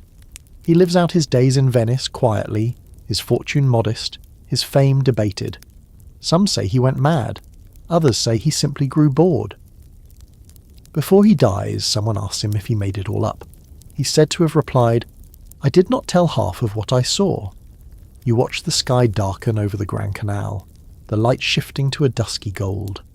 A barge drifts past, painted in bright colours, carrying something wrapped in silk. It could be anything. Tea, ginger, porcelain, or just theatre props. It doesn't matter. What matters is the idea that the world is bigger than this lagoon, that there are empires beyond empires, and that Venice somehow touches them all. That night, in your bed beneath a sagging ceiling beam, you imagine Marco Polo at the court of Kublai Khan. Maybe he's translating a joke. Maybe he's just staring at a city skyline he never thought possible. Maybe he's lying through his teeth. But the point isn't whether it happened exactly as he said. The point is that it could. Because in Venice, truth is just the foundation. The art is in the story. The bells of San Marco ring out again, but this time they sound a little sharper, less like a celebration, more like someone coughing politely before delivering bad news. And the news tonight? Venice has just picked a fight with the most powerful man in the Western world. Not an emperor, not a king, the Pope. This is the kind of story where you'd think Venice, being a proudly Catholic republic, would tread carefully. But no, in true Venetian fashion, the city sees the line, acknowledges the line, and then just steps gracefully over it with a smirk and a really good pair of shoes. Let's set the stage. It's the early 1600s. The papacy is flexing hard across Europe, issuing bulls, tightening doctrine, cracking down on dissent. Rome is getting comfortable telling other people how to run their cities. And Venice. Venice has never liked being told anything, especially by men in funny hats who don't pay taxes. The conflict heats up when the Venetian government arrests two priests, one for a violent crime, the other for public corruption. Rome demands their release. Venice refuses. The Republic has laws, after all, and those laws apply to everyone, even clergy. The Pope, Paul V, is not amused. He orders the priests released immediately. Venice says, "No, thank you." Paul V threatens excommunication. Venice shrugs. Here's your historical fact. In 1606, Pope Paul V actually excommunicates the entire city of Venice. All of it. Every man, woman, and gondolier. The churches are technically shut down. Sacraments are suspended. In theory, everyone here is suddenly outside the grace of God. And your fringe fact. The Jesuits, who have been operating schools in Venice, are expelled overnight by the Republic for siding with the Pope. One day they're teaching Latin. The next they're being shoved onto boats with a stern goodbye and a quiet note to never come back. Venice doesn't do drama often, but when it does it efficiently. Now, here's your scholarly debate. Was this excommunication mostly theological or political? Some historians argue it was about Venice's resistance to Rome's spiritual authority. Others say it had more to do with power, who controls the legal system, who taxes whom, and who ultimately answers to whom. Spoiler, Venice's answer to that last one is nobody. You walk through the city during this so-called spiritual blackout, and you'd barely notice anything different. Masses continue. Priests quietly do their jobs. People get married. Babies are baptized. The markets stay loud and fragrant. Venice, in its extremely Venetian way, just carries on. The Doge, Leonardo Donato at the time, holds the line, calm and composed. His message to Rome is simple. We respect the church, but this is our house. Eventually diplomacy wins. With France and Spain getting nervous and offering to mediate, a truce is brokered in 1607. The Pope lifts the excommunication, the priests stay in jail, a fun little compromise, and Venice returns to official good standing with Rome. No apologies, no public penance. Just a quick dust-off and business as usual. You find yourself thinking, how does a city get away with this? Venice isn't big like France or militarily terrifying like Spain, but what it has is leverage. It's wealthy, it's strategic, and it controls key trade routes. And perhaps more importantly, it speaks the language of legalism and diplomacy better than almost anyone else. When others shout, Venice writes. When others pray, Venice legislates. This legal backbone isn't new. Venice has been drafting secular laws for centuries, rules governing trade, contracts, inheritance, even sumptuary laws about how many pearls one can wear before it becomes a political statement. The city isn't just built on canals, it's built on clauses. You pass by a printing shop where pamphlets are being quietly circulated. Some supportive of Rome, others defending the Republic's stance. The Venetian Senate allows just enough public discourse to maintain the illusion of openness. But you know better. Behind the scenes, the censors are hard at work, making sure the official narrative stays on brand. Venice as the defender of secular liberty. The city that bows to no foreign prince, not even one in white robes. And yet, despite all this independence, the city still feels Catholic. The churches are still filled with incense and gold. Saints still stare down from painted ceilings. The rituals still go on, just with a bit more Venetian flair, more silk, less guilt. It's a strange duality, deeply devout but fiercely autonomous, like a teenager who's willing to go to church as long as no one tells them what to wear. This balance defines Venice. It doesn't reject religion, it manages it, integrates it into the system, allows it space, but on terms negotiated across long oak tables by men with very clean fingernails. Venice respects faith, but not hierarchy. not unless that hierarchy comes with a notary and a stamp. You climb the steps of the Church of San Giorgio Maggiore and look out over the water. The city is glowing in the low light. Domes and towers casting long shadows, gulls slicing across the sky like punctuation marks. From here, it looks peaceful, serene. But you know that serenity is constructed, layered like Venetian lace. Underneath the calm is a constant hum of tension, negotiation, and quiet resistance. And tonight, as you walk home along the canal, you wonder what other cities could stare down the Pope and walk away unburned. Not many. But Venice isn't like other cities. It never was. It doesn't kneel easily. It doesn't shake. It bends elegantly, like a boat riding the tide. The bells ring again as you reach your door, soft this time, normal. The crisis is over, the masks are back on, and everything is fine again. For now. You don't talk about them in polite company, not directly, not at the dinner table, not in church, not when the Doge is within earshot. But everybody knows they're there, the cortigiana, the courtesans of Venice, draped in velvet, speaking 4 languages, quoting Ovid while lounging on brocade cushions. They are as much a part of the city as the bell towers and the gondolas, maybe even more so. This isn't the kind of city where things hide for long. Venice is built on exposure, every building facing a canal, every alley echoing with footsteps.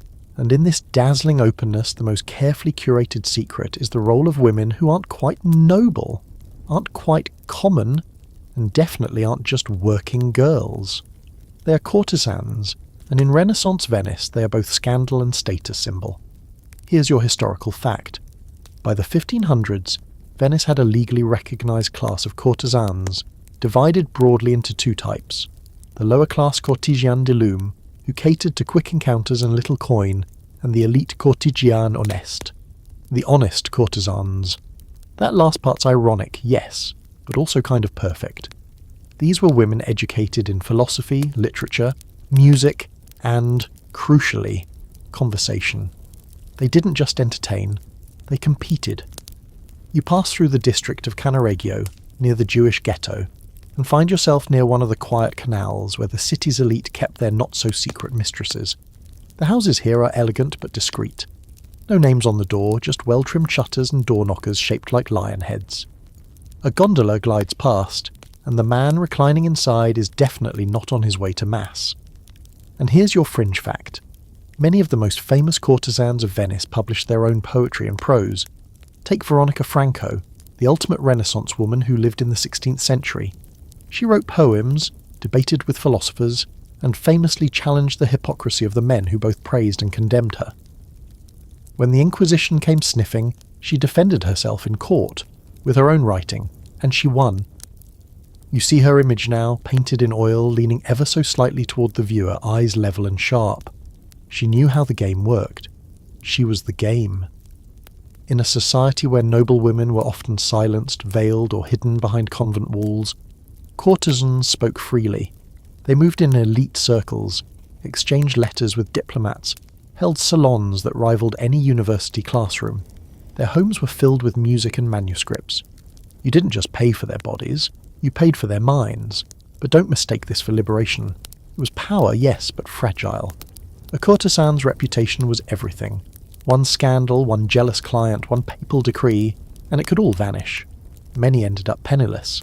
Others faded into obscurity, remembered only by the lovers who regretted letting them go, and the wives who pretended they never existed. And here's your scholarly debate. Were courtesans, early feminists, breaking boundaries and asserting agency in a rigid world? Or were they simply playing into a system that commodified women's beauty and wit for male consumption? Some historians admire their autonomy. Others see them as victims of a gilded trap. The truth, as always in Venice, lies somewhere in the shimmer between. You stop into a bookshop tucked under a crumbling arch and find a volume of Franco's poetry. The spine is cracked, the pages soft. You flip through verses about betrayal, desire, and the bitter taste of silence. She writes of love not as a fairy tale, but as a transaction, measured in glances and missed opportunities. It's somehow more honest than anything you've ever heard whispered in church. Meanwhile, the city tries to pretend it doesn't need these women. Laws are passed regulating their clothing, forbidding them from wearing certain colours or jewels. They respond naturally by inventing new styles with towering wigs, embroidered sleeves, and enough perfume to stun a horse. You can always tell a courtesan from a noblewoman, not by her body but by her confidence. And then there are the masks, of course.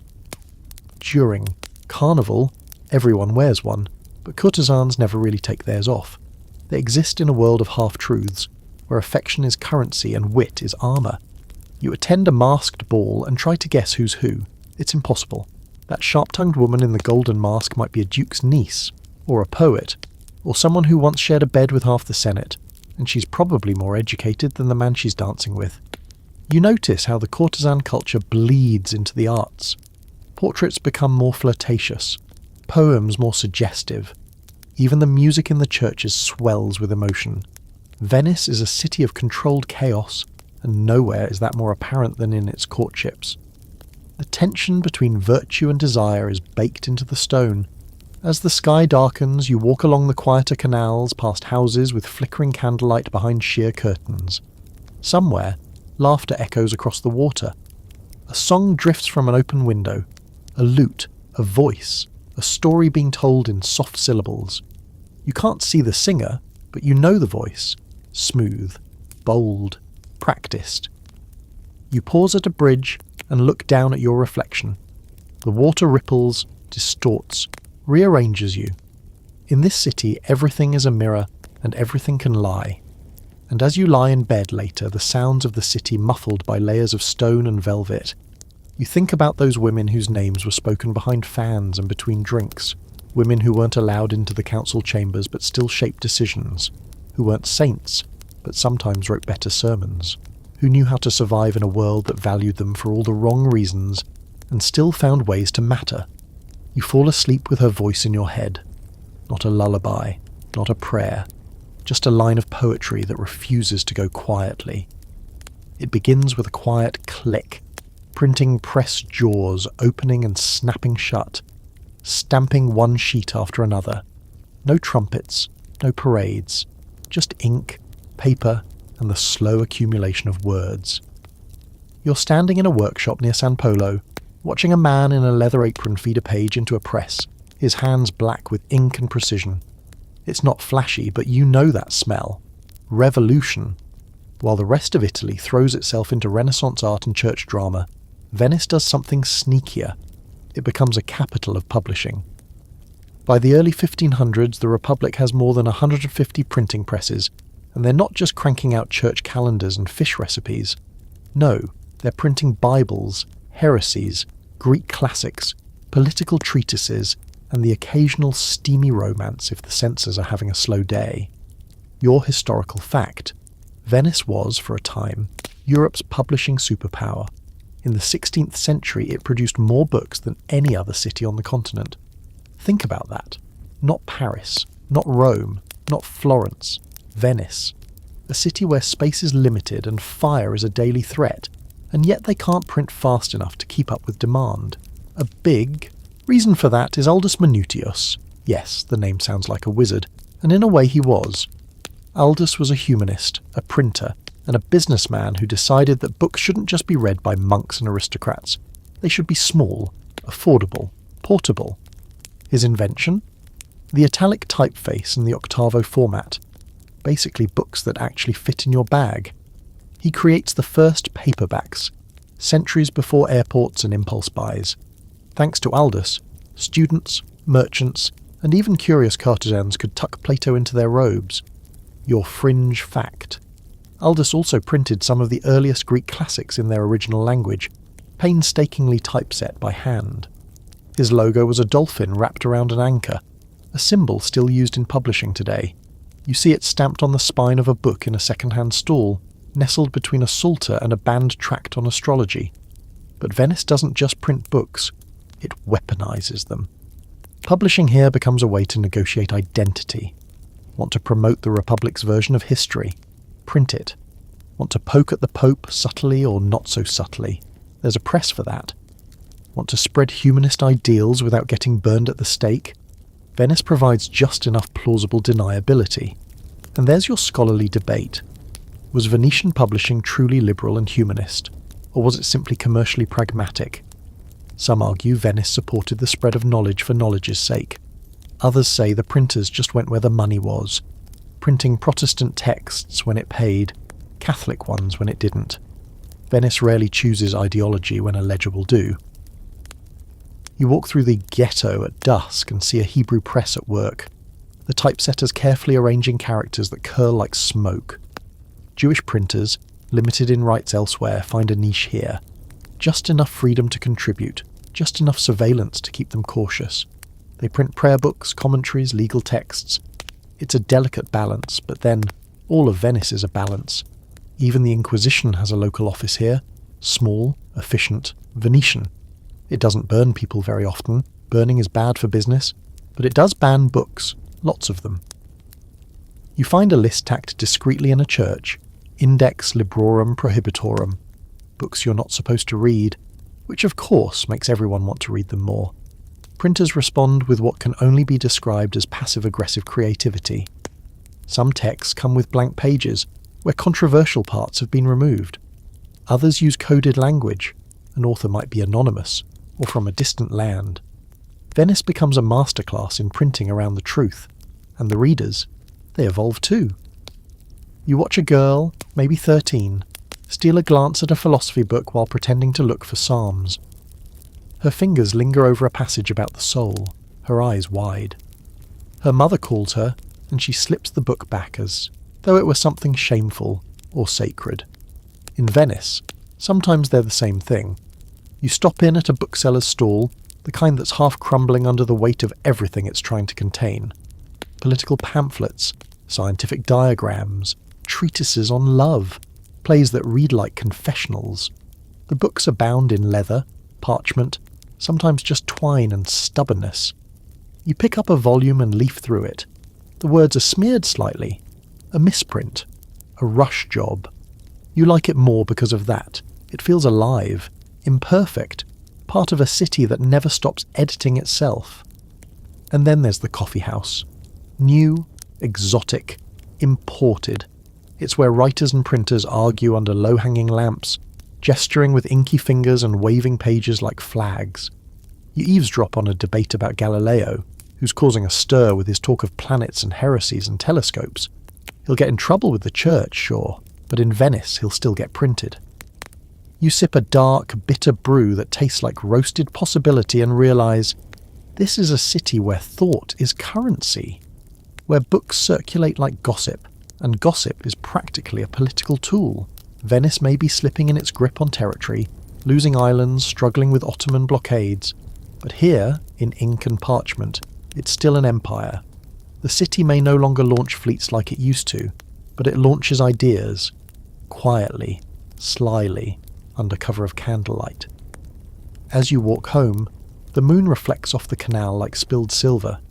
You imagine Aldus Manutius somewhere in the afterlife, still adjusting his type, still arguing with proofreaders. A few drops of rain hit the water, but it's soft, slow, just enough to blur the outlines, not enough to smudge the truth. You curl into bed with a book still open beside you, a page half read, a quote lingering. In Venice, sleep and stories come the same way, drip by drip, wrapped in shadows and always slightly ahead of their time. The stones are still smooth beneath your feet, worn down by centuries of footsteps, but the voices you hear in the square now speak of losses, not dramatic ones, no sieges or fires or thunderous invasions, but something slower, quieter, the kind of the loss you don't notice at first, like a tide pulling back inch by inch. This is the moment when Venice, once queen of the seas, begins to fade. You feel it in the rhythm of the city. The markets are still busy, the gondolas still glide, the bells still chime like always, but something's off. The ships are fewer, the goods less exotic, the merchants a little more cautious. The great age of Venetian dominance is passing, not with a crash, but with a carefully masked sigh. Here's your historical fact. By the late 16th and into the 17th century, Venice is in decline. The spice trade, once its lifeblood, is rerouted by Portuguese explorers who sail around Africa, bypassing the old overland and eastern Mediterranean routes. Suddenly, the Venetian Republic, master of the Adriatic, finds itself left out of the biggest trade network in the world. It's a cruel irony. Venice spent centuries building floating empires, planting flags on islands, making treaties with sultans, bribing crusaders, only to be undone by better ships, deeper oceans, and Portuguese men with absurd hats. You walk past a dock where a cargo ship creaks against its moorings, its crates half empty. Someone mutters about competition from Lisbon. A decade ago this would have been unthinkable. Lisbon wasn't supposed to matter. Now it does. So does Amsterdam, and Antwerp, and London. Venice is still rich, yes, but increasingly it feels like a museum that hasn't realised the visitors have left. Your fringe fact for the evening. In a desperate attempt to stay competitive, Venice tried to keep its maps secret. Literally. The Republic imposed strict controls on cartographers, fearing that accurate nautical charts would help rival powers navigate their trade routes. Some map makers were even imprisoned or exiled for revealing too much. Of course, this only delayed the inevitable, because the world doesn't stay hidden for long, especially not in the age of sails. And here's the scholarly debate. Was Venice's decline a failure of leadership, or simply the result of geographic irrelevance? Some say the Republic clung too tightly to outdated models of trade and government, refusing to modernise. Others argue that no amount of innovation could have saved a city whose fortune was tied to a world that no longer needed the Middle Sea. When the Atlantic became the main stage, Venice was stuck in the wings. You walk through a palazzo now covered in dust. The paintings inside still glow, Giorgione's shadows, Titian's colour, but there's a certain sadness in their beauty now. The family who owns the home hasn't updated the furniture in years. The silk drapes are sun-faded. The servants shuffle like ghosts. They still dress for dinner, still serve on Murano glass, but the wealth is performative. It's like watching a play where everyone forgot their lines. And yet, Venice never quite falls. That's the strange, defiant beauty of it. Other empires crumble with drama, sacked, burned, renamed. But Venice? Venice just persists, slowly, elegantly. It shrinks inward, conserves what it has, and decides to double down on what it's always done best, managing decline with style. There's something eerily competent about how the Republic handles failure. No wild overcorrections, no revolutions, just the same slow meetings, the same cautious policies, the same Council of 10. It's like watching a company downsize while still handing out monogrammed cufflinks. You stop at a theatre where a commedia dell'arte troupe is performing. The actors wear masks, always masks, and slip into their roles with practiced flair, the sly servant, the pompous merchant, the overdramatic lover. The crowd laughs, but underneath, you wonder if Venice itself isn't just another mask now, a city pretending it's still the star of the stage, even as the spotlight drifts elsewhere. You notice the Doge's palace hasn't changed much, still immaculate, still guarded, still filled with gold and protocol. But the Doge? He's tired. The Doges now are more ceremonial than ever. They make appearances, bless ships that don't go very far, wave from balconies. You hear that the latest one had a speech ghostwritten by 3 committees and a nervous monk. No one objects. Venice runs on tradition, even when the gears are mostly for show. Even the Sposalizio del Mare, the symbolic marriage to the sea, continues each year like clockwork. The Doge sails out on a gilded barge and tosses a ring into the water, declaring Venice and the sea to be forever united. But everyone watching knows. It's more memory than marriage now. The sea has moved on. It's chasing bigger ships, bigger powers, new routes that don't care about the Adriatic.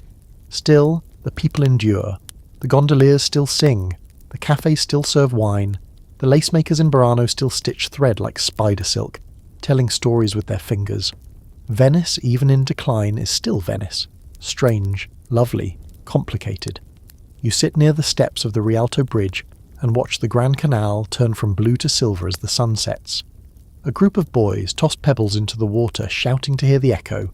An old woman sells roasted chestnuts near a pillar carved with a half-erased lion.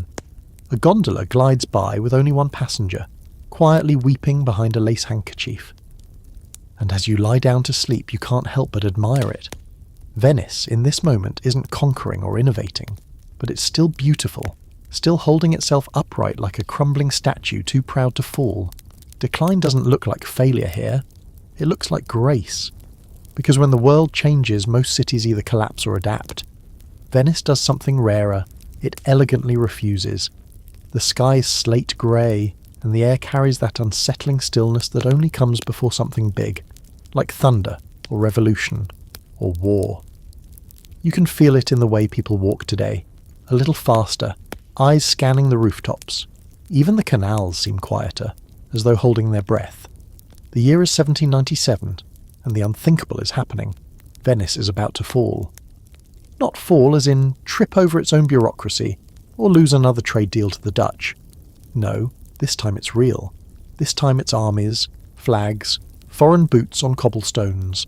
And leading the charge is none other than Napoleon Bonaparte, the French general who's been cutting a violent philosophical path across Europe with the swagger of a man who reads Rousseau and then shoots you in the face. Venice has seen many threats before. Crusaders, Ottomans, plagues, popes. But this feels different. The Republic has been coasting on reputation, playing neutral, playing traditional, hoping the rest of Europe will continue pretending it's still a major player. It's been over a millennium since its founding, one of the oldest, proudest republics on Earth. But when Napoleon starts slicing through northern Italy, like a hot knife through cheese, Venice realizes that age and elegance are not armor. Your historical fact, in May 1797, after months of tension and a few bloodied skirmishes on the mainland, Venice surrenders to Napoleon without a shot fired inside the city. The Venetian Senate, out of options and too slow to adapt, votes to dissolve the Republic. Just like that. One of the longest-lasting governments in history, gone in a single morning. And your fringe fact? The final Doge, Ludovico Manian, was so emotionally wrecked by the end of the Republic that he locked himself in his palace and never really came out again. He refused visitors, refused titles, and reportedly wandered the halls in silence for the rest of his life. A man who didn't so much abdicate power as mourn it like a dead lover. There's a strange silence across the city now. The Lion of St. Mark, symbol of Venice, is torn down from banners, scraped off walls, melted from coins. Napoleon's soldiers strut through the streets, revolutionary songs echoing off stone. The French promise liberty, fraternity, equality, but what they really bring is occupation. Art is looted, ships are seized. The Bucintoro, the golden barge used for centuries in the symbolic marriage to the sea, is burned and scrapped for parts. You almost laugh. Venice, married to the sea for 1,000 years, just got dumped and had her wedding ring pawned. Your scholarly debate for tonight. Did the fall of Venice in 1797 mark a failure of the Republic, or was it simply overwhelmed by the unstoppable force of modernity? Some argue the Republic had become too rigid, too ceremonial, incapable of adapting to the new political realities of Enlightenment Europe. Others say it was a tragedy, a smaller, peaceful state swallowed by imperialism and war it tried desperately to avoid. There are no easy answers, just broken symbols and a city trying to catch its breath. You walk through the Piazza San Marco, now strangely empty. The pigeons are still here, oblivious. But the square that once rang with merchant chatter and ceremonial fanfare now feels like an open wound. A few locals mill about, quiet and watchful. A French officer stands under the clock tower, adjusting his gloves. It's a different kind of power now. Military, fast, ideological. But here's what's strange. Venice doesn't riot. There are no barricades, no executions in the square. The people mourn, yes, but in that uniquely Venetian way. Quietly, fashionably, and with exquisite attention to atmosphere. Murano glassmakers etch subtle protest into goblets. Gondoliers refuse to sing French songs.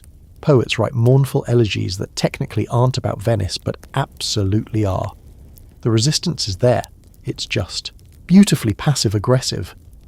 The French leave not long after, handing Venice over to Austria as part of a diplomatic trade, like a rare antique swapped for something shinier. Now the Austrians rule, and the Republic is well and truly dead. But the city? The city refuses to act dead.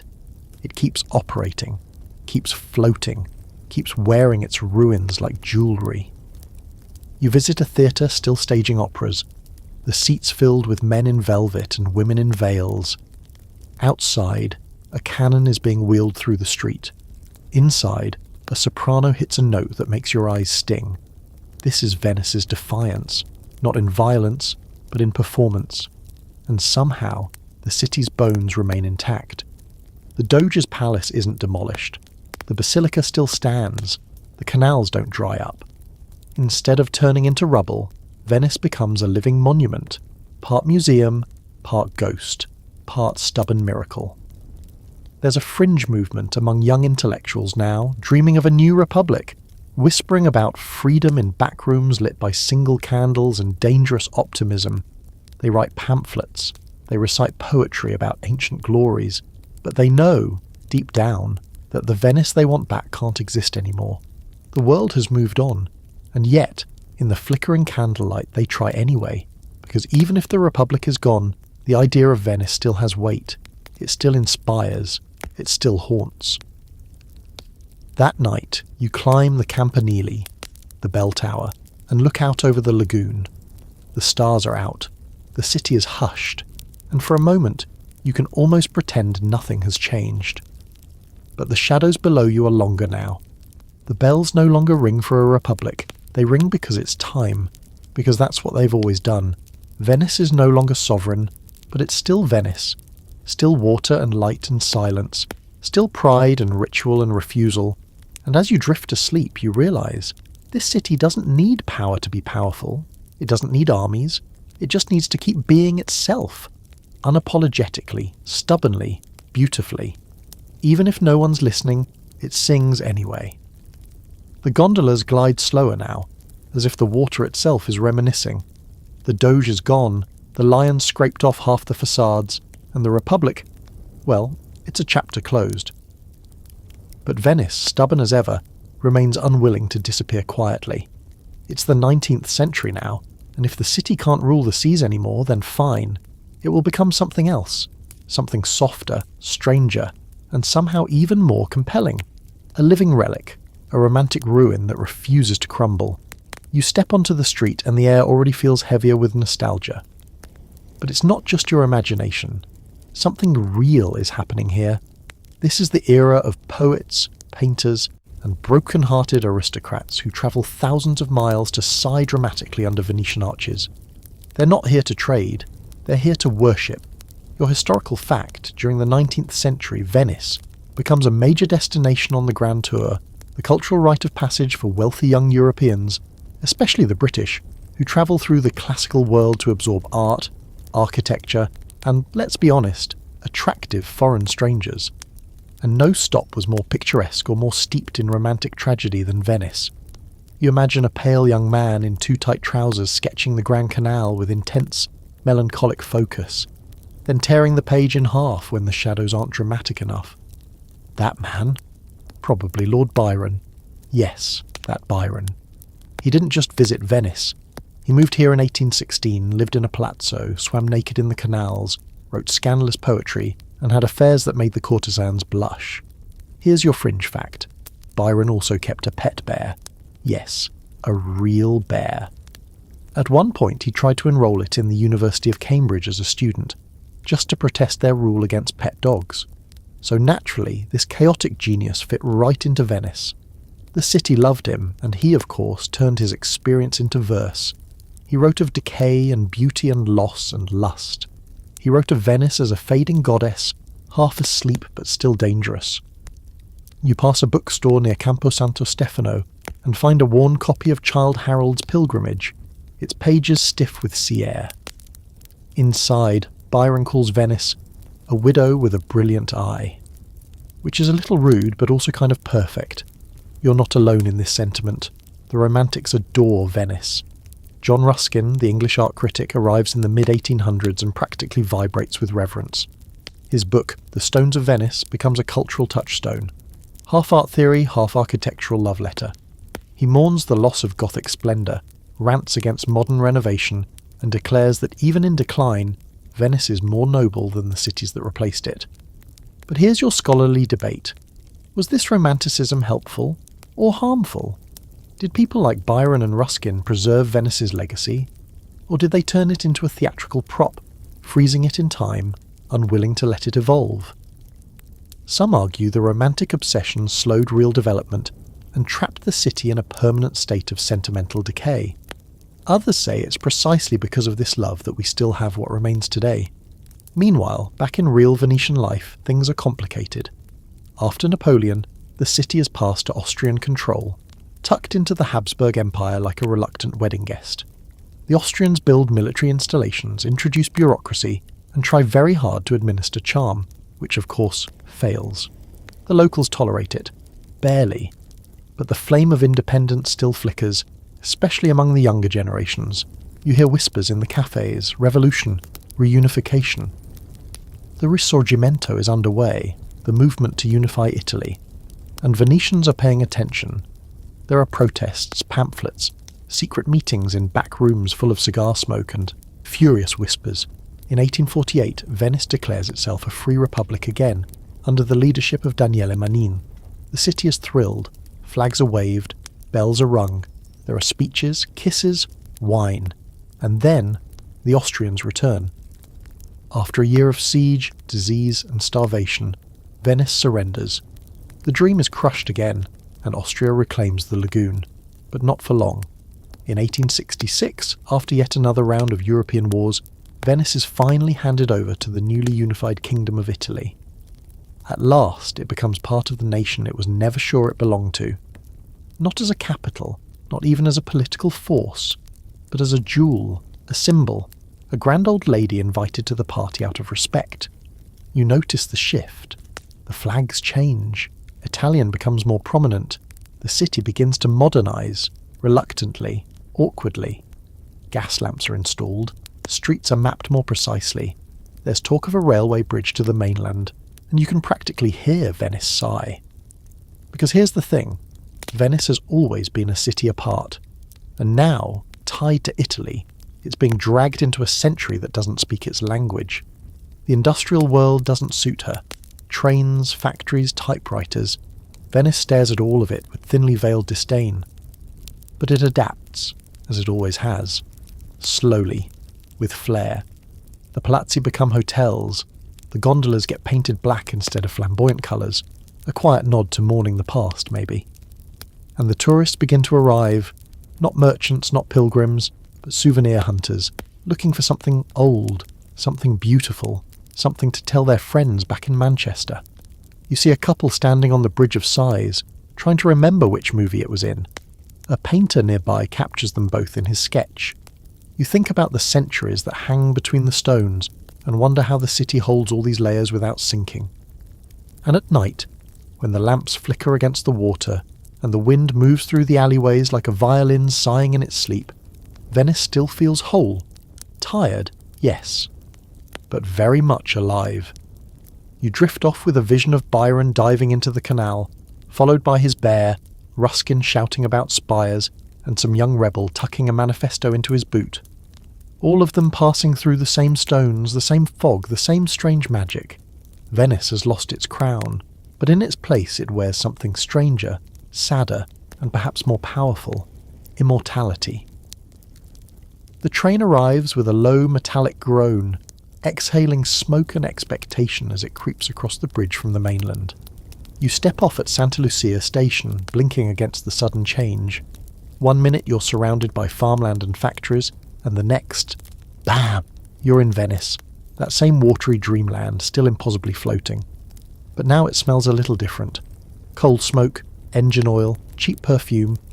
It's the 20th century, and Venice has officially entered the age of modernity, like it or not. Spoiler, it does not like it.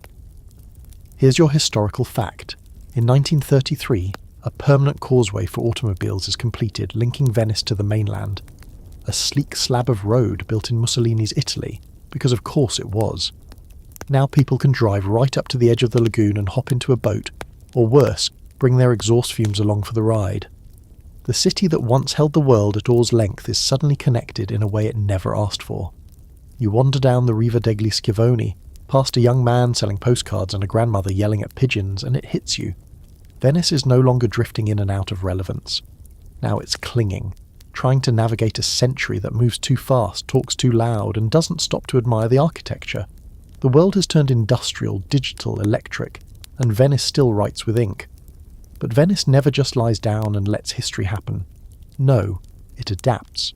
And in this era, it adapts by becoming the greatest stage in Europe. If it can't lead empires, it will seduce them. If it can't command fleets, it will attract filmmakers, artists, and opera singers who pretend to be admirals.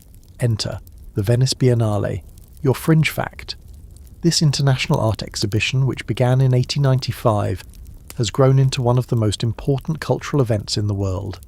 Every 2 years, artists from across the globe descend on the Giardini and the Arsenal to showcase the latest in contemporary art. Installations, sculptures, video pieces, and things that look like a pile of trash, but are apparently about the fragmentation of identity under late capitalism. At first, the Biennale was all paintings and nationalism. Then came the weird stuff. Avant-garde, experimental, deliberately confusing. Venice rolled with it.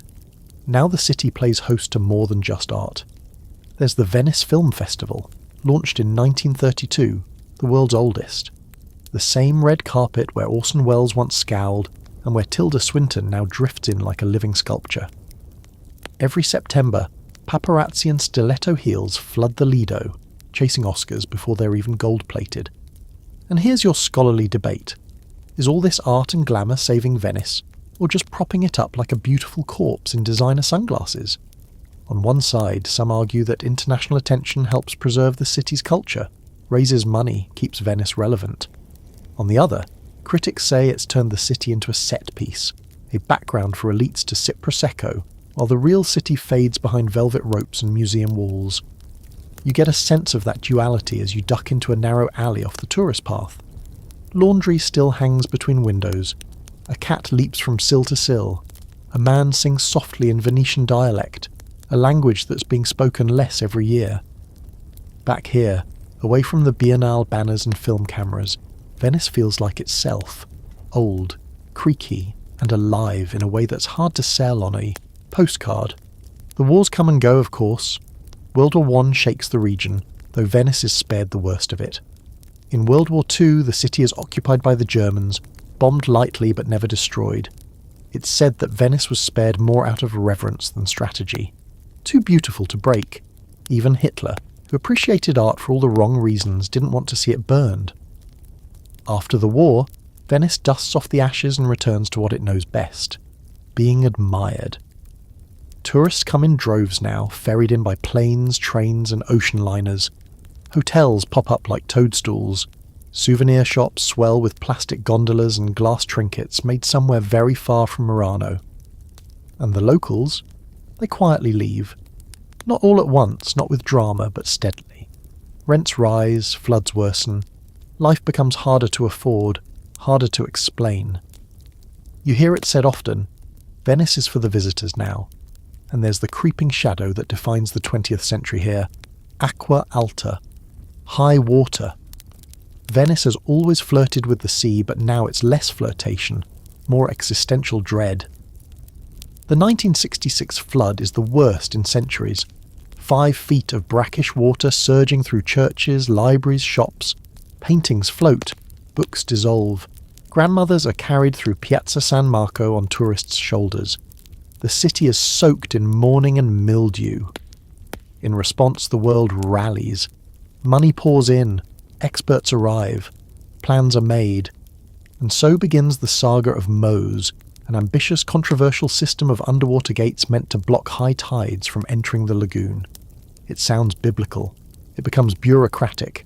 Decades of delays, corruption scandals, engineering hiccups, you name it. But eventually, piece by piece, Mose inches toward completion. You walk the Zattere, looking out over the Giudecca Canal, and see the future shimmering faintly on the horizon. Cruise ships loom like floating skyscrapers, their size almost obscene against the delicacy of Venetian facades. Locals protest. Some even chain themselves to piers. The government listens eventually, sort of. The ships are banned, rerouted, paused, then quietly allowed back again. A constant tug-of-war between commerce and preservation, like the tide itself. But still, Venice dances, Carnival thrives, all velvet masks and powdered wigs, twirling on cobblestones slick with rain. Students still study at Ca' Foscari. Lovers still kiss under bridges. Even during floods, people wade barefoot through Piazza San Marco, as if it's perfectly normal to have espresso knee-deep in water. You stop by a flooded cafe and see a barista in hip waders pulling shots of espresso, steam rising like defiance. She shrugs. "E Venezia," she says, with that tragicomic half-smile locals wear when asked how they keep going. It means it's Venice, but it means so much more. It means we've survived worse. We always do. At night, the city is quieter than it used to be. The clamour of real life has thinned, replaced by the rustle of maps and the click of camera shutters. But if you wander away from the lit piazzas, you can still find a fisherman fixing nets by lamplight, a mother telling a child the story of the sea wedding, a gondolier singing to no one in particular, and when you close your eyes, you feel it. Not just nostalgia, but resilience. The 20th century tried to modernise Venice, mould it, monetize it, and Venice, ever the reluctant bride, played along just enough to stay standing. Never fully surrendering, never fully unchanged. It didn't just survive the modern age, it outlasted it. You wake to silence. Not the peaceful kind, but that eerie, global kind. The hush of something bigger happening, something wrong. No water taxis hum past your window. No suitcases click over stones. No laughter bounces off the Rialto. Even the pigeons in Piazza San Marco seem unsure of what to do with themselves. The world has stopped, and Venice, for the first time in centuries, feels empty. It's 2020 and the pandemic has arrived. Here's your historical fact. In March of that year, Italy became one of the first countries to go into full lockdown, and Venice, a city shaped by crowds, touched by millions of feet and camera lenses every year, suddenly had none of that. No cruise ships, no walking tours, no flocks of tourists following bobbing flags through the alleys. Just fog, echoing footsteps, and water clearer than anyone can remember. It was surreal. Locals reported seeing fish again in the canals, even a few jellyfish drifting lazily through the shallows near the fondamenta. Dolphins were rumoured, though experts said it was wishful thinking. Still, for a moment it felt like Venice was breathing again, no longer crushed by the constant weight of being admired. She was still, reflective, both literally and metaphorically. Your fringe fact. For the first time in years, residents could hear the city. The lapping of water, the creaking of mooring ropes, the rustle of wind through drying laundry. For Venetians, it was like meeting an old friend they hadn't seen clearly in decades. There were even reports of birds returning to sing at dawn without the drone of engines drowning them out. You walk alone through Campo Santa Margherita, where cafe chairs sit stacked and locked in dusty silence. Behind shuttered windows, families cook together again, play cards, write letters. It's a strange gift, this forced pause. Venice has been asking for space for years. Now she finally has it. And no one knows quite what to do with it. Now, here's the scholarly debate. Did the pandemic save Venice, or merely expose its fragility? Some optimists saw this moment as a rebirth, an opportunity to reset tourism, rethink sustainability, rebuild a more balanced city. Others viewed it as confirmation of what was already feared, that Venice had become dangerously dependent on a kind of travel economy that crumbles at the first global crisis. You stand at the edge of the Grand Canal and look across at the domes of Santa Maria della Salute. The sky is hazy. A boat goes by, slow, official, no passengers. A masked officer stands at the helm. It feels like a film set stripped of actors, the backdrop too beautiful to believe and too quiet to trust. But then, things stir. Venice does what Venice always does. Adapts. Virtual tours appear. Biennale exhibitions go online. Art students film dance performances on empty bridges. A masked opera singer belts arias from a window for an audience of neighbours and seagulls. The city turns itself into a silent opera, still moving, still emoting, still alive. And then, slowly, the visitors return. By late 2021 and into 2022, borders reopen, flights resume, and the gondolas fill again. But it's different now. The city has changed. The crowds are a little thinner, the pace a bit slower. There's talk, serious talk, of regulating tourism, of limiting cruise ship traffic, of charging entrance fees for day trippers. You hear murmurs about carrying capacity, about the need for real residents, real jobs, a real city behind the postcards. One night, you overhear a heated conversation between a local restaurant owner and a council rep. "You want fewer tourists," the owner says, "but I need them to survive." That's the tragedy, isn't it? The thing that's killing the city is also the thing that pays its bills. It's like a fairy tale where the magic is also the curse. You pass a building in Cannaregio where locals meet to discuss Venice's future. They're not yelling, they're tired of yelling. Instead, they bring graphs, petitions, plans. They're fighting for affordable housing, better flood defences, an economy not entirely dependent on gelato and gondola selfies. Some are young, some are very old. All of them love the city not as visitors, but as inhabitants, and the water keeps rising. Let's talk about climate change, because Venice can't not. Aqua alta is no longer just a seasonal inconvenience. It's a chronic threat. Sea levels are rising. Storms are stronger. The barriers built by Moes. They've been deployed more and more often, and yes, they help, but no one's pretending it's a permanent fix. Your historical side note, Moes was first proposed in the 1980s, approved in the 2000s, and finally activated partially in 2020, just in time for the pandemic. Its long, scandal-ridden journey is a perfect metaphor for modern Venice, full of promise, mired in bureaucracy, and desperately trying to stay afloat. You stand by a stone lion half submerged in salt water, and it looks tired. Even the lions, those old symbols of pride and power, seem to wonder how much longer they can hold their pose. But then a child skips past, chasing a paper boat, and the lion just watches, silently enduring like always. And yet, it's not all doom. There's something stirring beneath the melancholy. Local cooperatives are reimagining traditional crafts, Murano, glass with recycled materials, lace infused with tech. Restaurants are moving away from tourist traps and towards sustainable Venetian cuisine, serving lagoon-caught fish and vegetables grown on the islands. Artists still come here, not just for the Biennale, but because Venice remains the world's most beautiful contradiction. A place both crumbling and defiant, both fading and unforgettable. As night falls, you stand in Piazza San Marco and look up at the stars, brighter than you remembered them. A jazz trio plays quietly near the colonnade. The square isn't packed, but it isn't empty either. There's just enough space to breathe, and in that moment, Venice feels like herself again.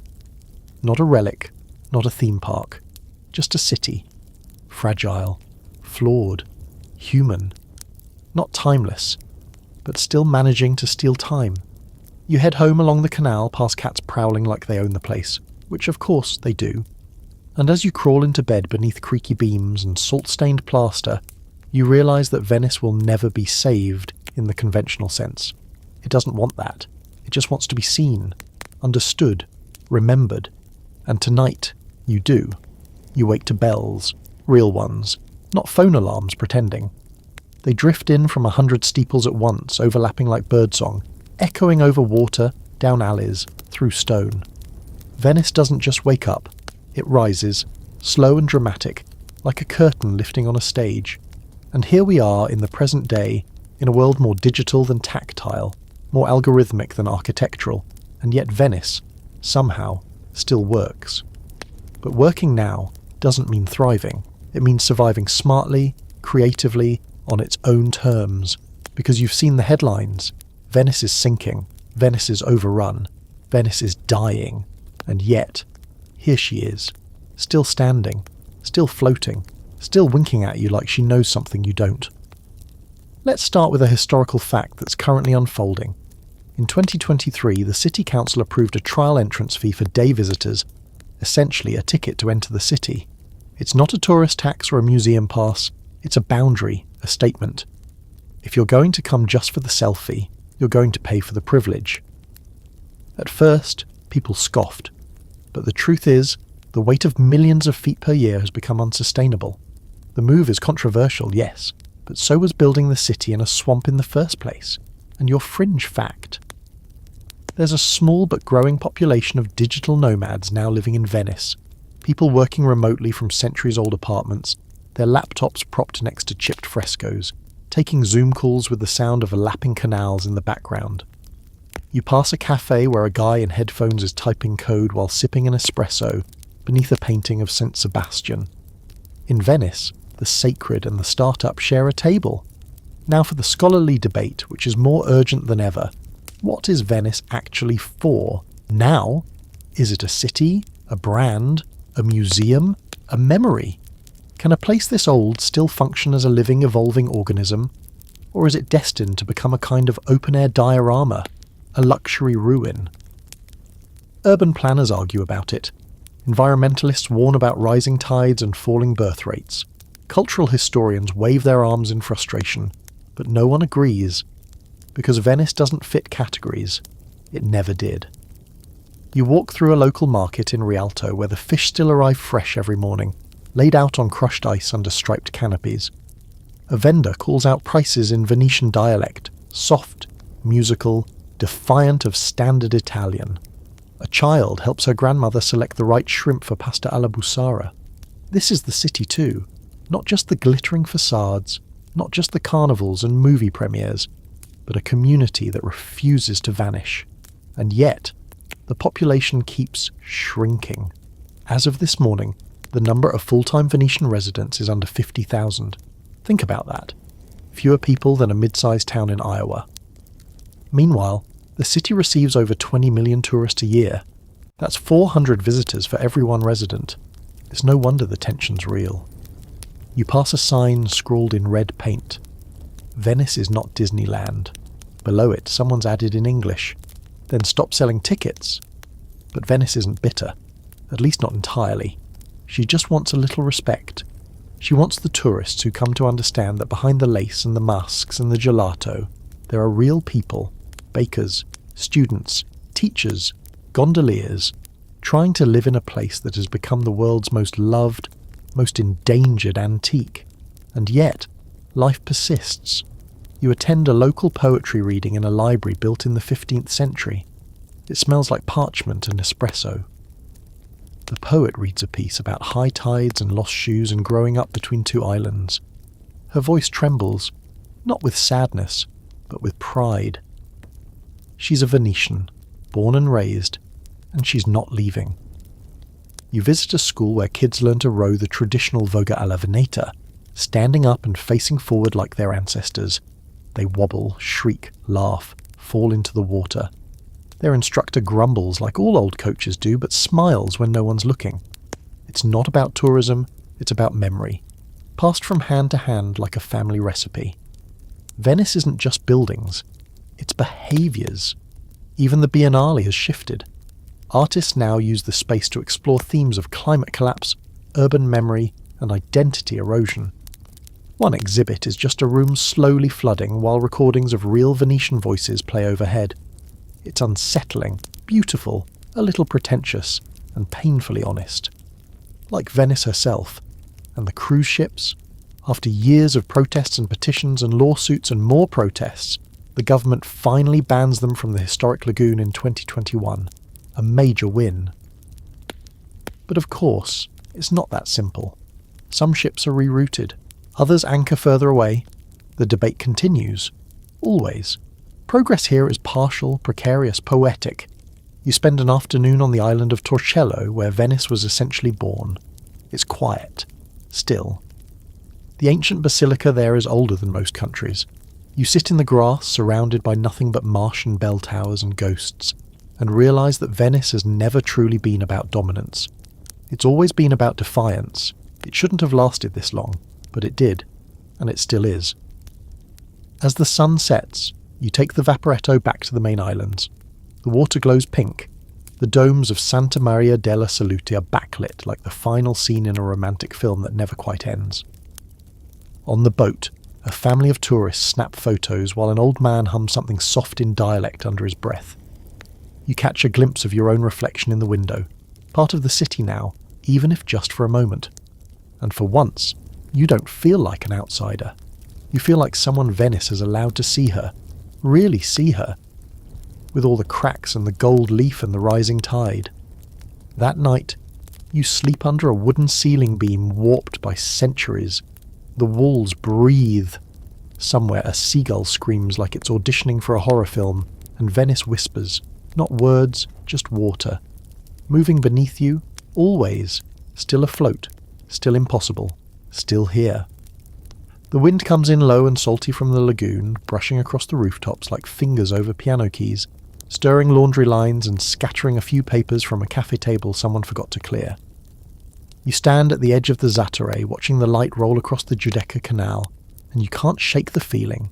This city is always saying goodbye, not loudly, not dramatically, just constantly, quietly, like it's been doing it for centuries. You've reached the final stretch of this winding tale, and here's your historical fact, blunt as a brick to the forehead. Venice is sinking, literally. The city drops between 1 and 2 millimeters a year, and the Adriatic Sea is rising even faster. Add seasonal high tides, shifting weather patterns, and decades of haphazard coastal development, and what you get is a place engaged in an elegant slow-motion drowning. It isn't mythology. It isn't theory. It's just science and gravity. You walk past a pair of tourists ankle-deep in water near Piazza San Marco. They laugh, take a photo, and then keep moving. The city shrugs. This happens now. Venice has adapted to the absurd. Shopkeepers keep rubber platforms and flood barriers by their front doors like umbrellas. Kids grow up knowing that rain boots are not just a winter thing, they're a lifestyle. Mose, the long-delayed flood barrier system, is up and running now, mostly. It's been deployed dozens of times since 2020. It works, until it doesn't. Some say it buys time, others say it's just a band-aid on a sinking ship. A ship made of stone and saints and salt, by the way, your fringe fact. The seabed beneath Venice is compressed marshland, and the buildings still stand, after 2,500 years, on millions of ancient wooden pilings, driven into the muck, preserved only because they stay submerged and oxygen-starved. If they dry out, they rot. If they get too wet, the stone above starts to crumble. It's like balancing a cathedral on soggy toothpicks. But hey, no pressure. And here's your scholarly debate, this time drenched in salt water and resignation. Can Venice be saved? The optimists say yes, with better engineering, smarter tourism, bold urban planning, maybe even floating infrastructure. The pessimists say no, that rising seas, mass tourism and climate change are forces no city, no matter how magical, can resist forever. Venice is an allegory, they say, a warning. But walk the city at twilight, and you'll notice something those arguments forget. Venice doesn't just survive, it refuses not to. It doesn't scream, it doesn't beg, it persists in small, stubborn ways. The true Venetians, the ones still here, are the keepers of that refusal. The ones who still fish in the lagoon, who still speak the dialect, who still light candles on feast days and close their shutters during storms. They complain, of course. Venetians are world-class complainers, but they do so while rowing to work in the fog, while painting peeling shutters, while teaching their kids to steer boats instead of bikes. You cross a canal and glance down at your reflection, warped, shimmering, surreal. The water looks calm, but it's always moving, tugging, pulling at the stones beneath you. Venice is slowly returning to the sea, and it knows it. That's the thing. The city isn't fighting nature. It's coexisting with it, even as it threatens to reclaim her. In a shop near San Polo, a craftsman carves masks for Carnival. He's been doing it for 40 years. Business is harder now. Too many knockoffs, too many cheap imports. But he keeps going. His fingers know the curves of each face by memory. He tells you that every mask is based on a character Venice has already played. The noble, the clown, the cheat, the lover. He laughs and says, "Sometimes we're all of them in one day." And you realise Venice has been playing roles for centuries. The Republic, the artist's muse, the decaying masterpiece, the tragic heroine, the floating museum. She's been romanticised, colonised, painted, invaded, sung about, and photographed 1 billion times. But no label ever really sticks, because beneath it all she's something no guidebook captures. She's a city with a soul, not a metaphor, not a postcard, a real, living, flooded, magical, difficult, shimmering soul. You take a vaporetto to Murano as the sun begins to dip, the water rippling gold and copper. At the dock, an old woman in a dark coat clutches a bag of groceries, and hums a folk song under her breath. She nods at you, not a greeting, just acknowledgement. You're here. She's here. The city's still here. Back on the main islands, the lights begin to glow one by one. The gondolas are tied off for the night, bobbing like tired horses. Somewhere, someone plays a violin. The sound skips across the water like it's searching for something. Maybe it's mourning, maybe it's gratitude, or maybe it's just Venice being Venice, beautiful without asking for it, sad without meaning to be, and impossibly still afloat. Tonight, you crawl into bed knowing this isn't just the end of a story. It's a place you've been, a place you've felt, a place that's always leaving and always inviting you back. And as you close your eyes, you imagine the sea slowly lapping at the edges of the marble, not angry, not cruel, just inevitable. But Venice stays exactly where she wants to be. So here you are, somehow both right where you started and very far from it. You've drifted through centuries tonight, floating over tide and time, watching as Venice rose, ruled, relented and resisted. You saw her birthed in fear, crowned in gold, haunted by plague, adored by poets, and pressed beneath the weight of her own reflection. You heard her sing, whisper, fall silent and keep singing anyway. And now as you lie back and listen to whatever night sounds you've chosen, maybe a fan, maybe rain, maybe just your own heartbeat slowing, you carry Venice with you. Not as a perfect postcard or tragic headline, but as something much better. A memory wrapped in fog, something flawed, something alive. If nothing else, let her remind you that it's okay to be complicated, to have chapters, to be half sinking and still full of wonder. Because that's what Venice teaches, gently but firmly. You can weather anything if you learn how to float. So take a breath. Let the canals empty. Let the last bell echo. And in that quiet space, let yourself drift, like a gondola unmoored, like a thought between dreams. Tomorrow will come, the tides will rise, but for now, the city sleeps, and so should you.